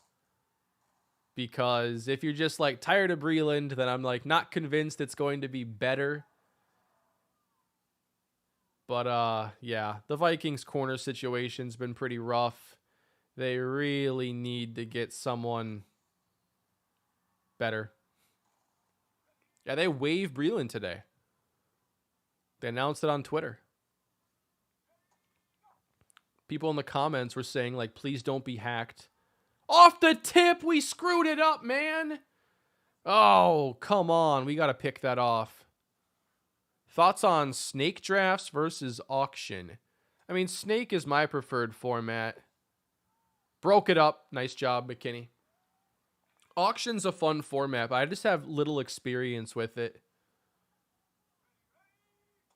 I would never, like, focus on auction as, like, my primary fantasy method. It would be, like, just an addition as kind of a fun thing and a way to change up the draft style and maybe get some unique teams that way.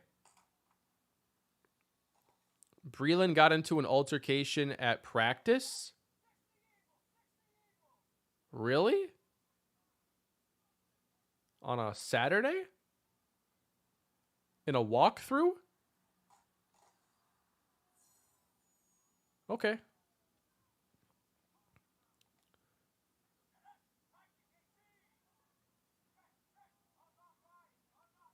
So we've backed him up for 3rd and goal, and we'll stuff them here.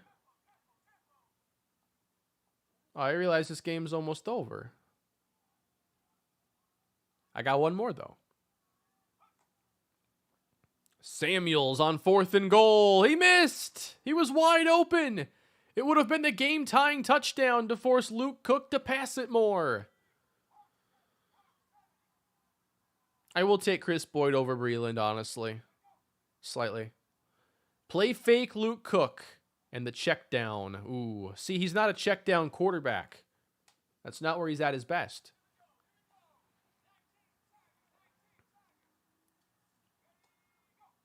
Second down and 10. Away from the pressure, and there goes Cook down the sideline for a good pickup.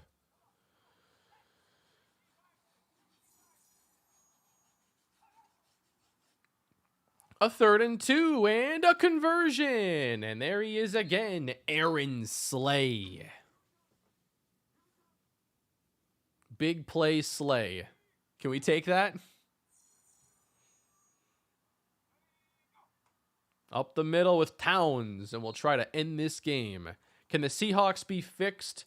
I think they kind of need to blow it up a little bit. I think that the offense is lost overall. I mean, when you can't even get DK Metcalf the ball, something ain't working. I think that they should move on from Carroll. I've liked what I've seen from Bynum.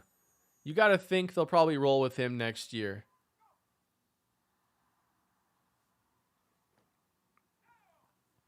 What's the Browns' playoff chances? AFC's tough this year because everybody's in the hunt. There are like 5 or 6 wild card teams there that are better than all the teams in the hunt, I think, in the NFC. AFC is so much deeper with their bubble teams. Like Cincinnati, yeah, they're better than Philadelphia, Minnesota, Washington.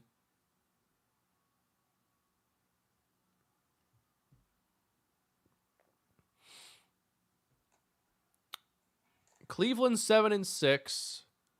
They're out right now. Like the AFC is so deep. You got the Chiefs, Patriots, Titans, Ravens. And then the wild cards right now, 8-6 Chargers, 7-6 Colts, 7-6 Bills. I got to back out of here quick.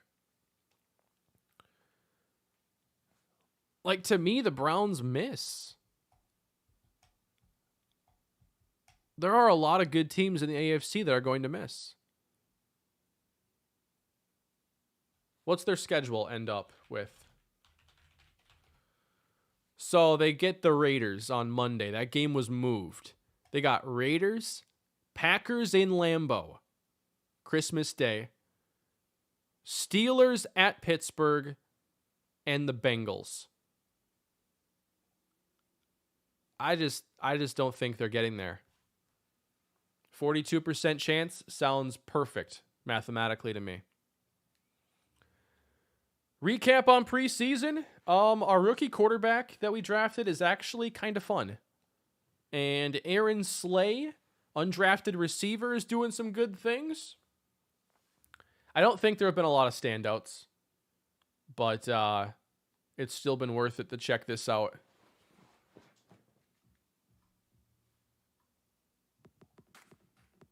What are the Vikings odds right now? I'm curious. I'd have to think they're like 49 or something like that. Maybe even lower, though. I mean, the remaining schedule doesn't set up for anything favorable. And they're out of the picture right now.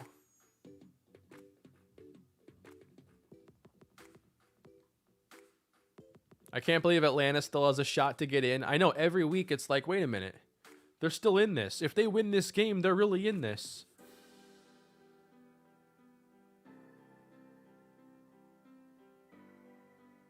And I mean, I look at the teams in the AFC I would put above Atlanta. Obviously, like Cleveland, Cincinnati, Denver, Pittsburgh, Miami. The only one I'd be unsure about is Las Vegas. Because they're kind of lost right now. I don't know if they're better than the Falcons. But I am confident in... I think the Dolphins are better than the Falcons.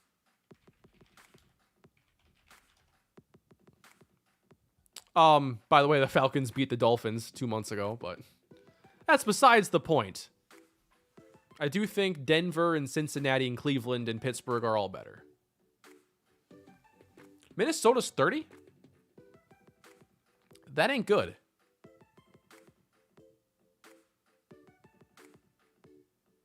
Thanks for all you do, Kane. Your content has been my favorite since I discovered your channel a few years ago. Keep up the great work.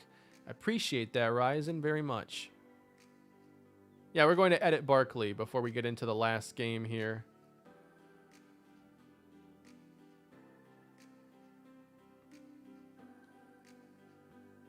Yeah, NFC is so mediocre this year. Beginning with my Vikings. I'm trying to hit X, by the way. I'm not stalling. It's just the servers are EA servers.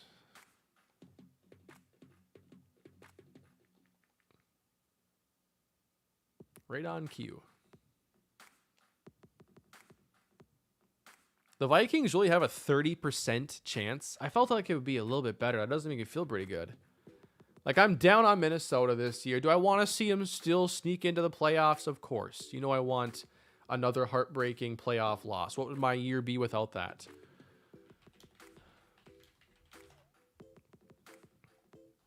All right, I'm looking at 538's whole list here. They have Packers as third highest Super Bowl odds. Man, I think Green Bay's in a really good spot. Vikings are at 28% make playoffs. So that Lions loss, you know, it really hurt them. If they beat Chicago, it can go up into the 40s, according to their model. If they lose to Chicago, it's basically done.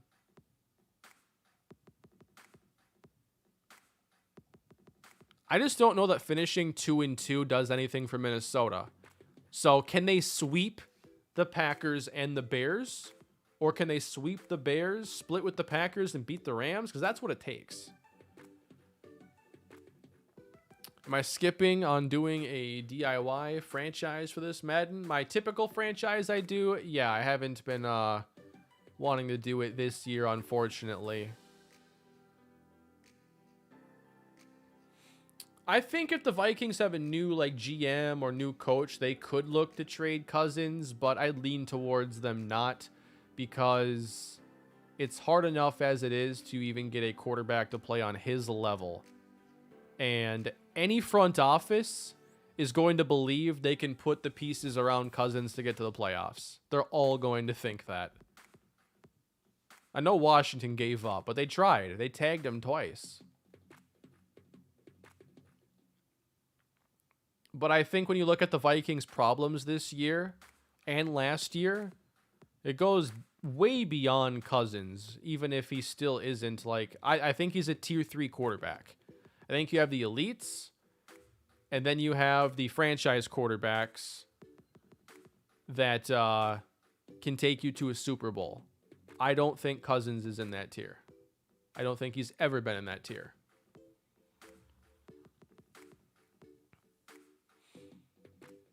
Ryzen, they put out an article through IGN a couple weeks ago kind of dispelling those rumors, but I don't know. They haven't said anything about what's coming to franchise, so I'm really not planning on a whole lot else coming to the game. Andy Dalton was in that tier, exactly. I think Cousins is in that tier. I think he's, probably better than Andy Dalton, but still in that tier. And I think that's what matters at quarterback is what tier you're in. I think you have to be in the top 2 tiers. And the tier 3 quarterbacks, they usually hang around for a long time because they're not bad.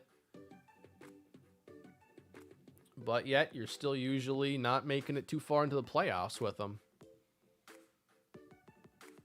We got mentorships and stuff to talk about here. Love this.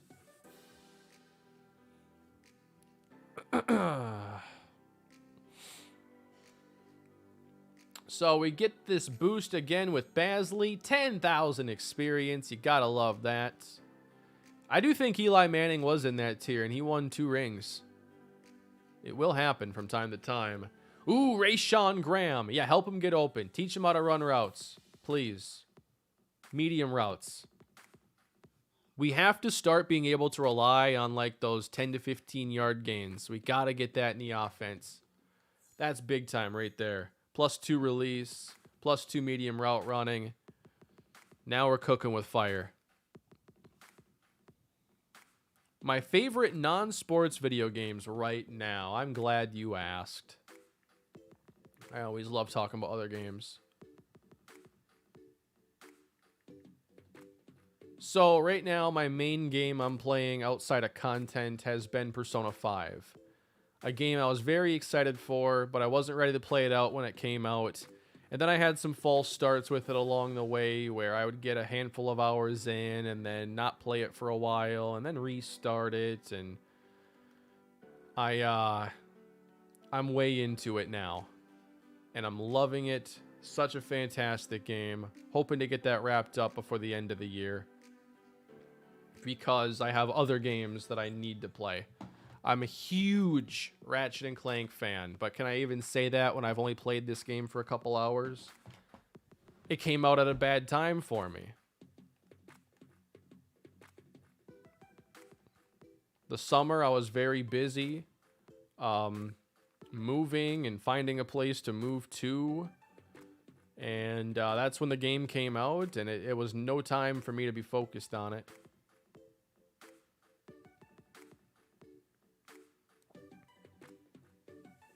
I've also recently restarted Ghost of Tsushima because I really want to beat that game too. And I'm really enjoying the gameplay with it especially.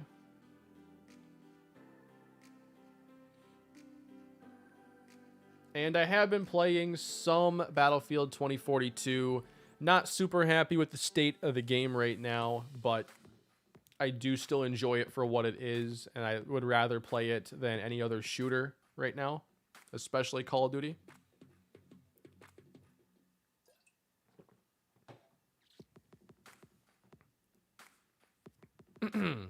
Oh, the DLC was fun? Yeah, I hope I can get a chance to check that out, but historically, I don't. I never played Uncharted Lost Legacy. I never played Infamous First Light. I never played Last of Us Left Behind. I never played Horizon Frozen Wilds. I typically never get to the expansions. Assassin's Creed Freedom Cry. Back when Black Flag was the newest Assassin's Creed. I never played that. I know I am probably missing out. I rarely get to the expansions.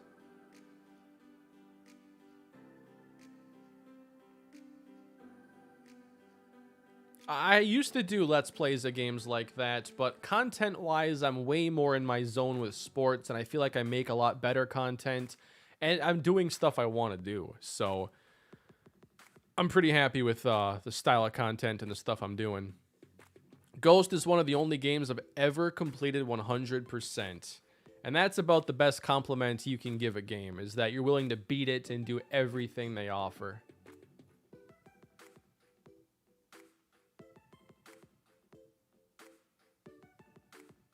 Yeah, we might add an arm sleeve for Brian. He might be a little cold without it. What happened to Super Mega Baseball? I never wanted to just play it like without stopping. I got what I wanted out of it, but I was ready to move on. In preseason game 3 in here, is it starters play 1 quarter?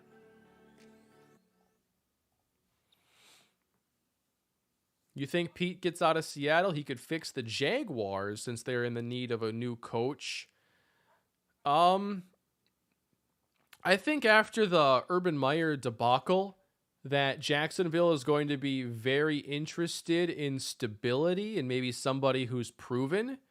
So I don't know about Pete Carroll, only because he's 70 years old. He is the oldest head coach in the NFL.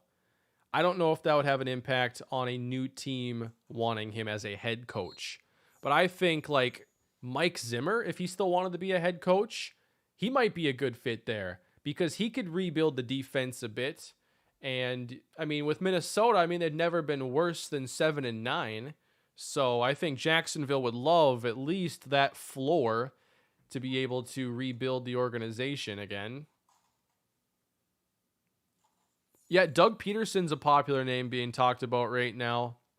And that could be another option for Jacksonville if they want a head coach who's been there and done that and has a history of, being a quarterback's coach and everything.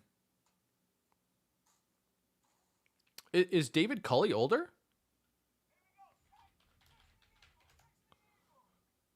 He's 66. Pete Carroll is legitimately 70 years old. Rashawn Graham's been definitely standing out here with the starters. Yeah, Kellen Moore could go to a place like Minnesota. I could see that happening. If they go in a new direction, it's going to be with an offensive head coach. And I think that would be another reason why they would keep Cousins around, because they would say like, oh, now we have an offensive coach. Now we're really going to get this part of it right. Our, end of half sequences, our time strategies, just calling the game is going to be optimized. Intercepted pick 6. Way too many bad interceptions here, but Petrovsky at least makes the tackle. Straight from the Rockies to the Giants preseason. What a Saturday to be alive. Yeah, I was really happy to get that out today. I wanted to surprise everybody with a 4th episode this week.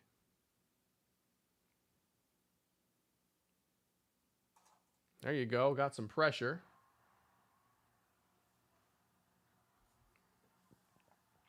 Rocket League. I don't know if there's a lot more for me to do there because they never really wanted to make it much of an offline game or have like a franchise mode. Their season mode was cool, but it was bare bones, and I've played it. Bridgewater on 3rd and 10. Coming back for it. It's caught by Jerry Jeudy. Appreciate it, Domino. Just wish we had been able to keep Stefanski on to take over post-Zimmer. Yeah.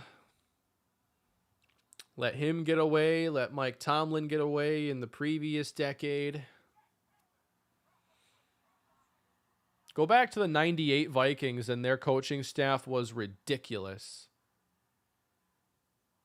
Of course, Denny Green at the time was a very good coach. But Brian Billick was on that staff. I can't remember everybody else right now, but they had a really good staff on that team. The Vikings will not have Jason Garrett as a head coach. I would be very confident in that.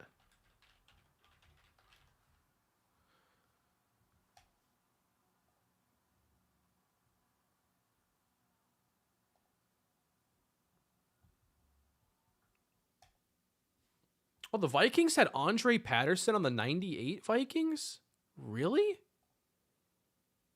I had no idea. Because he went around to a number of teams before coming back to Minnesota with Mike Zimmer. And if they were to like decide to fire Zimmer, which I don't see happening unless they get blown out 41-0 by the Bears. But Andre Patterson to me would be the interim. Oh, actually, I think he like would be because he's the assistant head coach. But he's probably the most important coach under Zimmer right now on the entire staff. What he's done with the defensive line and what he's done for so many players, I mean, he knows what he's doing. Nice job, Barkley. Oh, interesting. Very athletic play there. Kellen Mond or Sean Mannion next in line if Cousins gets hurt. It would be Sean Mannion, 140,000%. That's why they picked him up after preseason. Ooh, I don't know about that one. No, I think they do fire Zimmer after the year, but I don't think they do it in year where you have to pick an interim to finish the season out.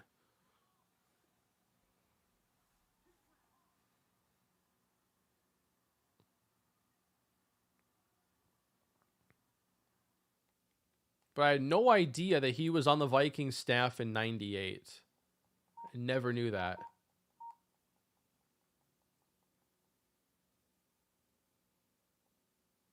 All right, when do the backups leave here in this preseason game? This might be the 3-quarter deal.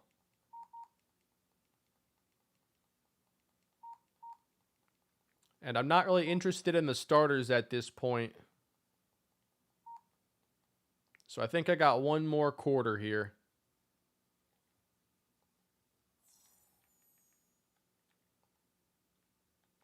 I've given all this attention today to Luke Cook. He's been so good.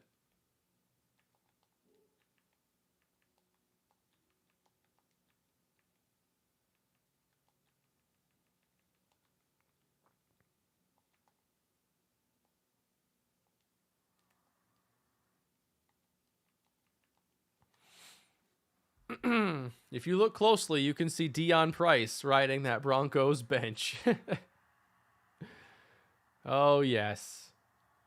Oh, where are you going? On 4th and 15, he slings it incomplete. Almost picked. I do think, of course, yeah, Zimmer has earned, he should finish the year unless you reach like an unacceptable point. And that's not losing. It's like if the team came out and literally got beat like 38-0 and were just flat. At that point, there's no reason to keep him around.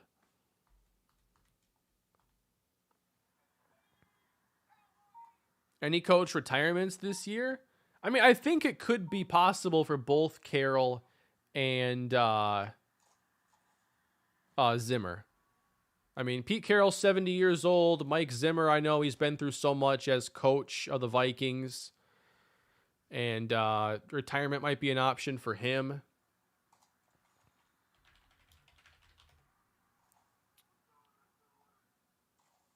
Bruce Arians is 69 years old, but I don't know if there'd be anything to get him to retire this year.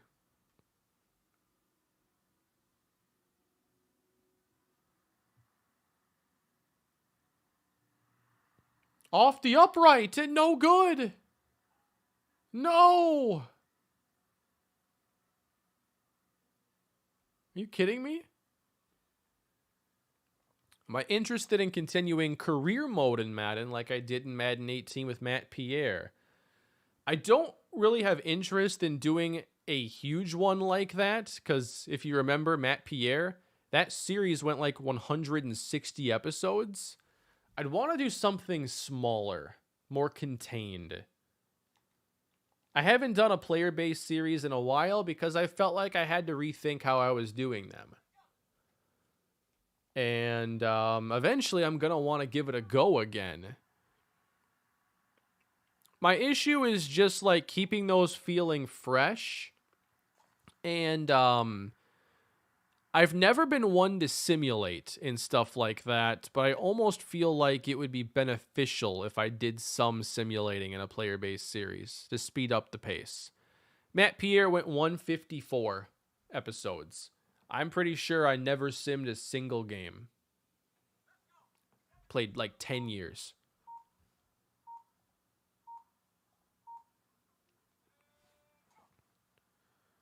There's a good run. Tavares Towns. We'll see plenty of him here in the fourth quarter. I miss Nate Bell. So do I.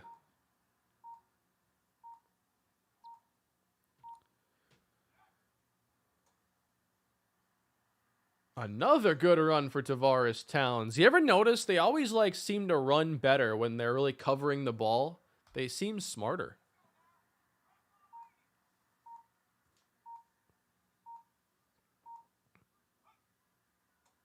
Hand off to Towns. Another good run, driving to the 37.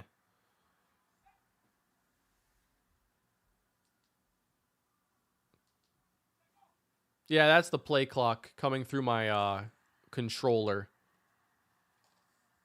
I might turn off the audio from here. I'm not sure I'm really getting a whole lot from it. But yeah. Towns trying to cut it outside, and that won't be happening here. How do I get this angle through Super Sim? I'll show you here in 1 second, Chris. You can only get it on slow speed. So, like when you're here in Super Sim, or if you're at the play call menu, you hit L3, pulls up this menu, and then you go to speed down low, hit slow. And then, there you go.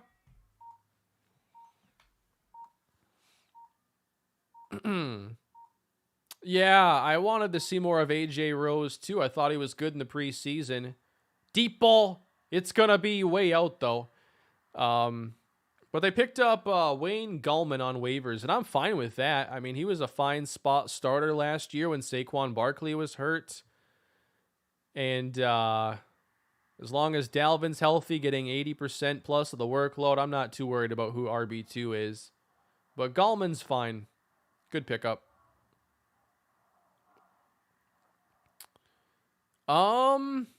Slow sim, I believe, is a relatively new concept. I think you'd have to play coach mode in something like that. And yes, coach mode gives you more control because you're actually calling the plays while the CPU is still executing. My thing here, though, is I like how fast this experience is. If I were calling all the plays, it would take me so much longer. And I can basically create a play calling algorithm because of game plans. So I'd just rather do it this way.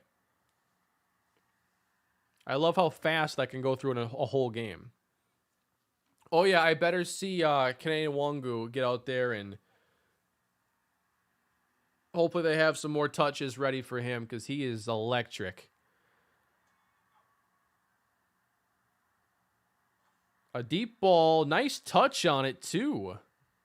Doing a Vikings rebuild, and Hunter shattered the sack record with 30, and we're 5-0 3 seasons in. That's what I like to hear. Thank you for the super chat. Is Cousins still your quarterback? That's been your only way to play. It is fun. Like, I do really enjoy it. At the same time, I do, miss the traditional way of playing. But, at the end of the day, I want the most, ratings-based outcomes I can get. And I'm getting them.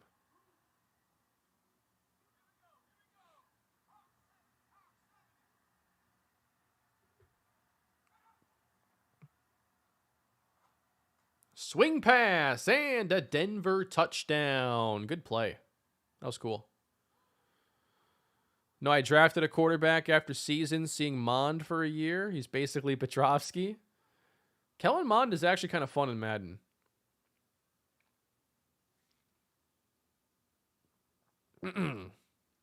I use Matt 10 sliders for gameplay. It's amazing. Hey, his are the only sliders I've been using for a few years. Me and him look at sliders identically. So I co-sign any of his sets because I know what he's looking for and I know his process because I me and him got connected because in Madden 20, I was needing some help. And I mean, I have worked on sliders with him. And I've, spitballed ideas with him. And he's told me a lot about how sliders work in his opinion and through his testing. We both want the same things from the game. Towns is going to run into 2 more defenders and will probably just kneel out the rest of the clock. My first game ended 28-27. I missed the field goal. Are you playing as the Vikings or Chargers by chance?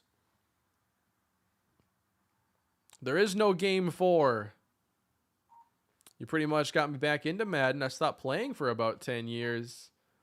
Well, I hope the slow sim franchises have been worth it. I think it's a fun experience, even if there are obvious flaws. At least it's more of an even playing field, and there are a lot of good games. Like, I legitimately have a lot of fun with this game, even though I find it to be very flawed and not where I'd like it to be. But I can't deny that a lot of my games are a lot of fun and keep me wanting to come back for more.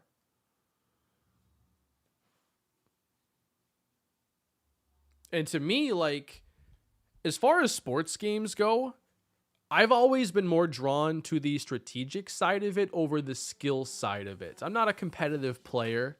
Not really what I'm into, because I like simulation football. I like realism and really getting drawn into the experience. So for me, I basically have turned it into a strategy game. And keep in mind, it's not like the deepest strategy game, because I'm up against pretty obviously lacking AI as far as their team and roster construction goes. But that's what it is for me, is I'm just, I put the pieces together and then I watch it all unfold. And to me, that's a loop that I love. I don't think I'll change the playbook. I'll only tweak it because I actually like a lot of what's in here. Getting ready for Colts and Pats? Oh, yes. I'm very much looking forward to that game. So I will have some of these highlights, of which there weren't a ton, in the next episode. But I appreciate y'all being here with me tonight. Quick look here at the stats. Hard to not be impressed with Luke Cook. And at the very least, he's going to make the roster with this performance. Stylistically, he plays a lot like Petrovsky. Saquon Barkley, 4.6 a carry, 3.9 for the rookie Tavares Towns. Aaron Slay is your leading receiver. I did simulate a long touchdown for him.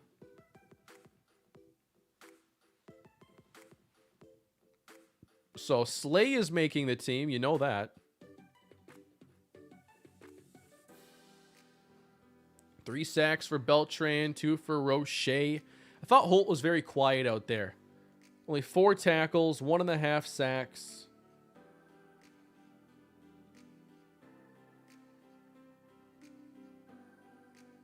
We got some INTs out there. Where's General? Do I have to click on him to find that?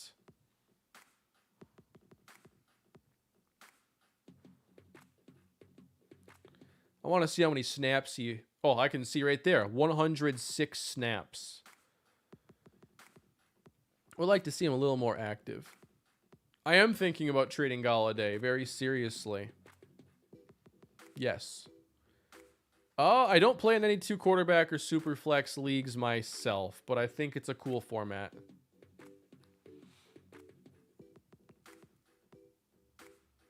What I would like to get into, though, for the future is I really want to play in a dynasty league.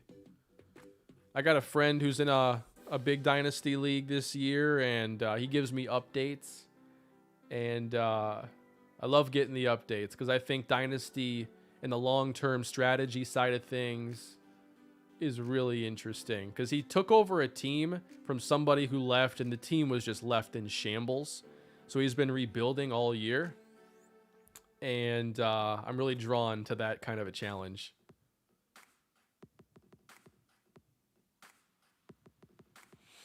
My suggestions for making custom playbooks. I would say start with one as a base that you like, because making it from scratch is a ton of work. Find something that you already like most of, and then add in your own flavor to it. And try not to go too wild with too many formations, because then if you're calling plays and you got 14 shotgun formations, you might end up just with too much to go through anyway.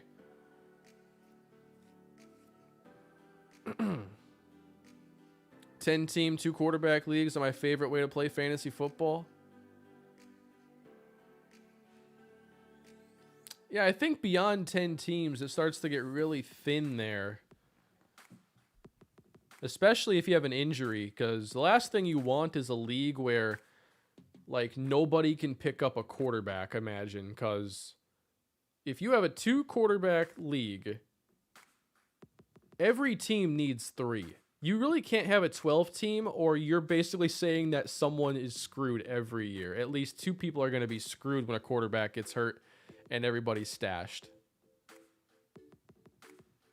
That's where I think super flex is a little more fair. If you want more than 10 teams, you have to go super flex, because you can't have that situation play out. I follow some Vikings beat writers on Twitter, and they have a league with a rule I love, where you have to have a kicker, you have to play a kicker or you forfeit, but they dock like 25 points for missed extra points, I think, or it's like 50. And I think that is my favorite chaotic format I've ever heard of. Welcome to my league. Mine is a 14-team, 2-quarterback league. Oh, man, that's brutal.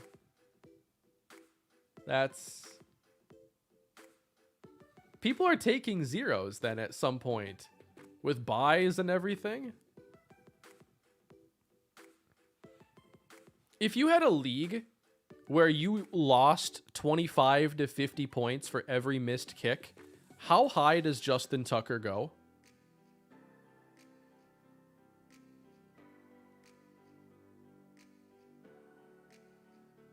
Like, I think he becomes a mid-round pick, right? He might be the 6th or 7th player you draft. My commissioner does not like to take suggestions. I would suggest moving to Superflex if you have 14 teams, because that's a lot. If you want to cover bye weeks and everybody has at least 2 quarterbacks, I'd take Tucker, honestly, like the 2nd round. Justin Tucker went 5th in mine for that rule. I love that. I don't think there's another kicker I'd take up there, because there are other good kickers, but like, Tucker's in a league of his own. I think, you'd probably, you want like Harrison Butker. You would not want anybody kicking in the AFC North, because, well, besides Tucker, because that's 4 outdoor stadiums. That's just a mess. You don't want that unless it's Justin Tucker. I think, you take a Will Lutz, Matt Prater, indoor. Problem though, is if you take someone like Matt Prater, 2 to 4 times a year, they're going to line him up for like a 62-yarder before halftime. And that's going to count when he misses it, if he misses it. So if you take a kicker whose leg is too strong and they'll just take those chances, could hurt you.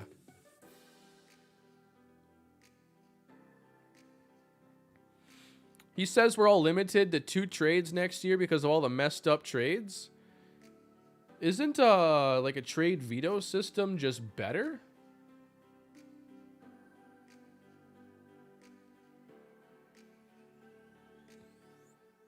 Let's see. He's in his 3rd year now. He can ditch the quarterback wristband. He doesn't need that anymore. He knows the playbook.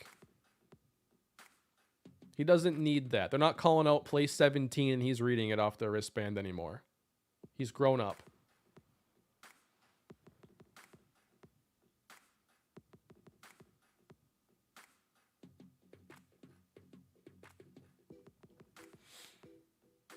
I tried to suggest that. He didn't want to hear it.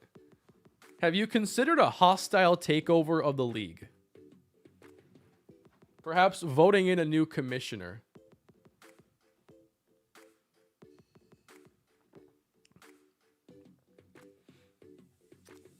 I'm pretty sure the rules in those league would be they have to be playing.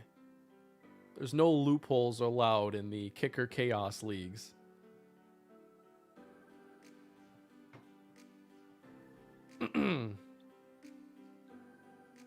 I can't believe how good Luke Cook was today.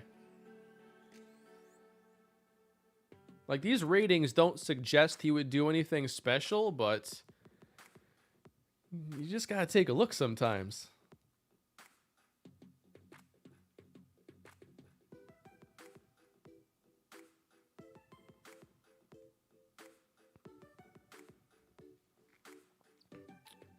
Got Tavares Towns do an upgrade here. I think I'm going to go... I just think elusive will be more beneficial. It's probably the traits. Traits matter a ton, especially at quarterback. Let's go through his traits. Because there are a couple that are really bad, you know, like paranoid sense of pressure. Just leads to a lot of headache throws. But he has ideal sense of pressure. He's aggressive forcing passes. And that to me is the right blend. I want an aggressive quarterback who isn't like badly phased by pressure. And that's what I think Petrovsky has as his traits. I do think Brady still wears the wristband, yeah. Because I could picture him looking at it right now. I think he's always wore the wristband.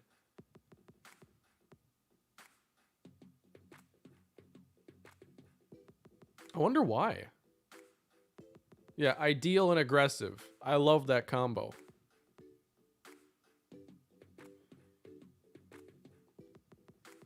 Kyle Meyer, what's he got?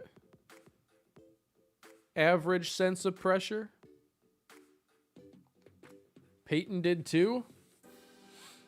I'd love to know more of the reasoning there. Because I feel like the younger quarterbacks, once they know the system, they usually don't wear a wristband.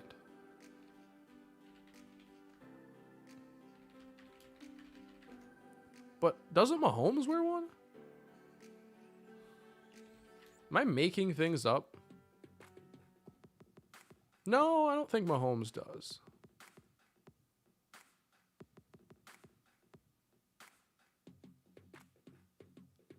He's got something he wears on his left arm, but it doesn't look like a coach band.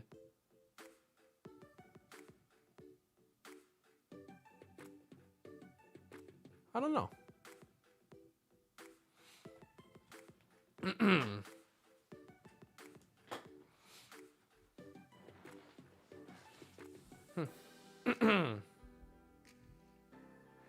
Simplified offenses for the younger quarterbacks, coming with 2 plays and can opposite to a different one. Older quarterbacks like Brady have the play sheet on their wrist. Yeah, I'm sure it's comfort level, being able to change things on the fly and how much freedom you're given. Lamar doesn't wear one. Lamar audibling is, he doesn't audible before the play. Lamar audibles after the play. He'll just take it himself and figure it out.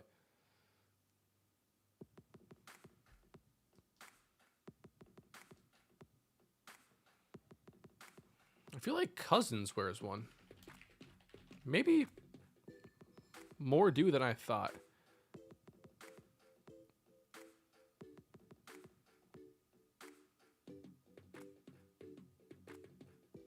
Either way, Petrovsky is ditching his, okay?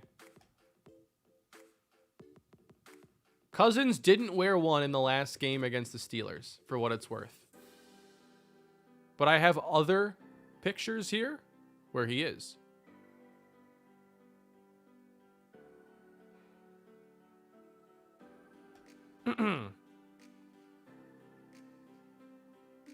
Yeah, Lamar wears them.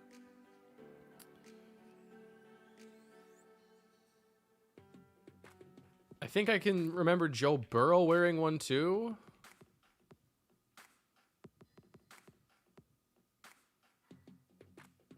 I got a couple pictures where he's wearing one, but not everyone.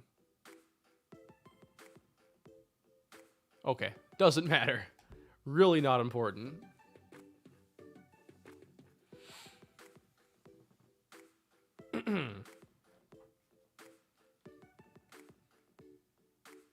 So we know Aaron Slay is going to make the team. I thought he was effective as the go-to guy for Luke Cook.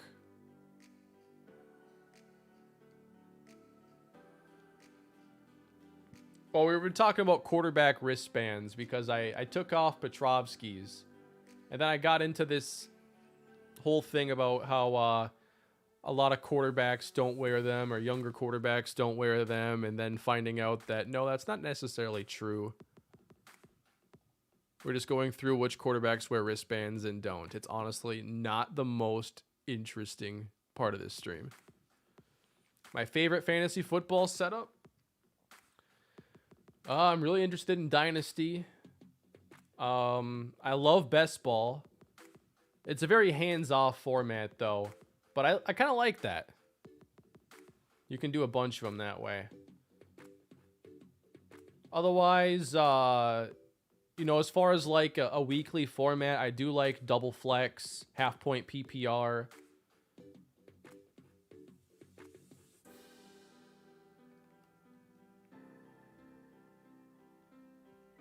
And I like deep benches, too.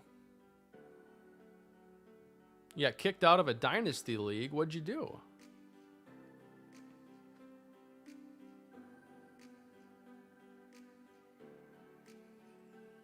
I was about to check something here. I can't remember what it was. Oh, yeah. Who was cut? I wanted to see some cuts.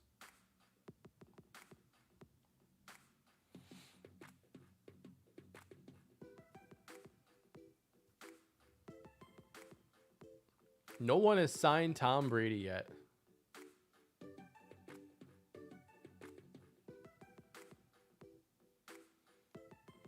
Also worth it to see who is on practice squads. Sometimes there are some interesting players there. But that'll be during staff week. This is that's during the preseason bye.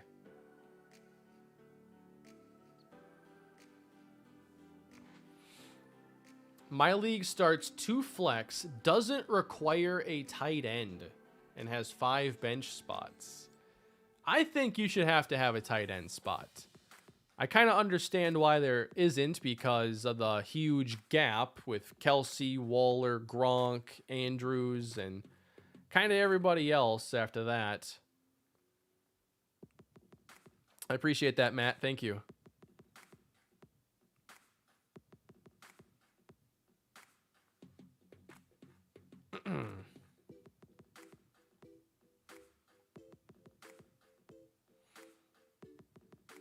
Andrews is tight end 1 this year.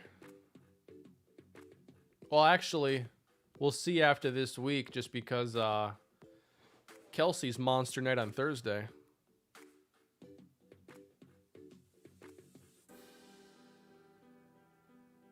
Moving Beltran inside? I have too many inside linebackers right now. If anything, I need to get rid of some.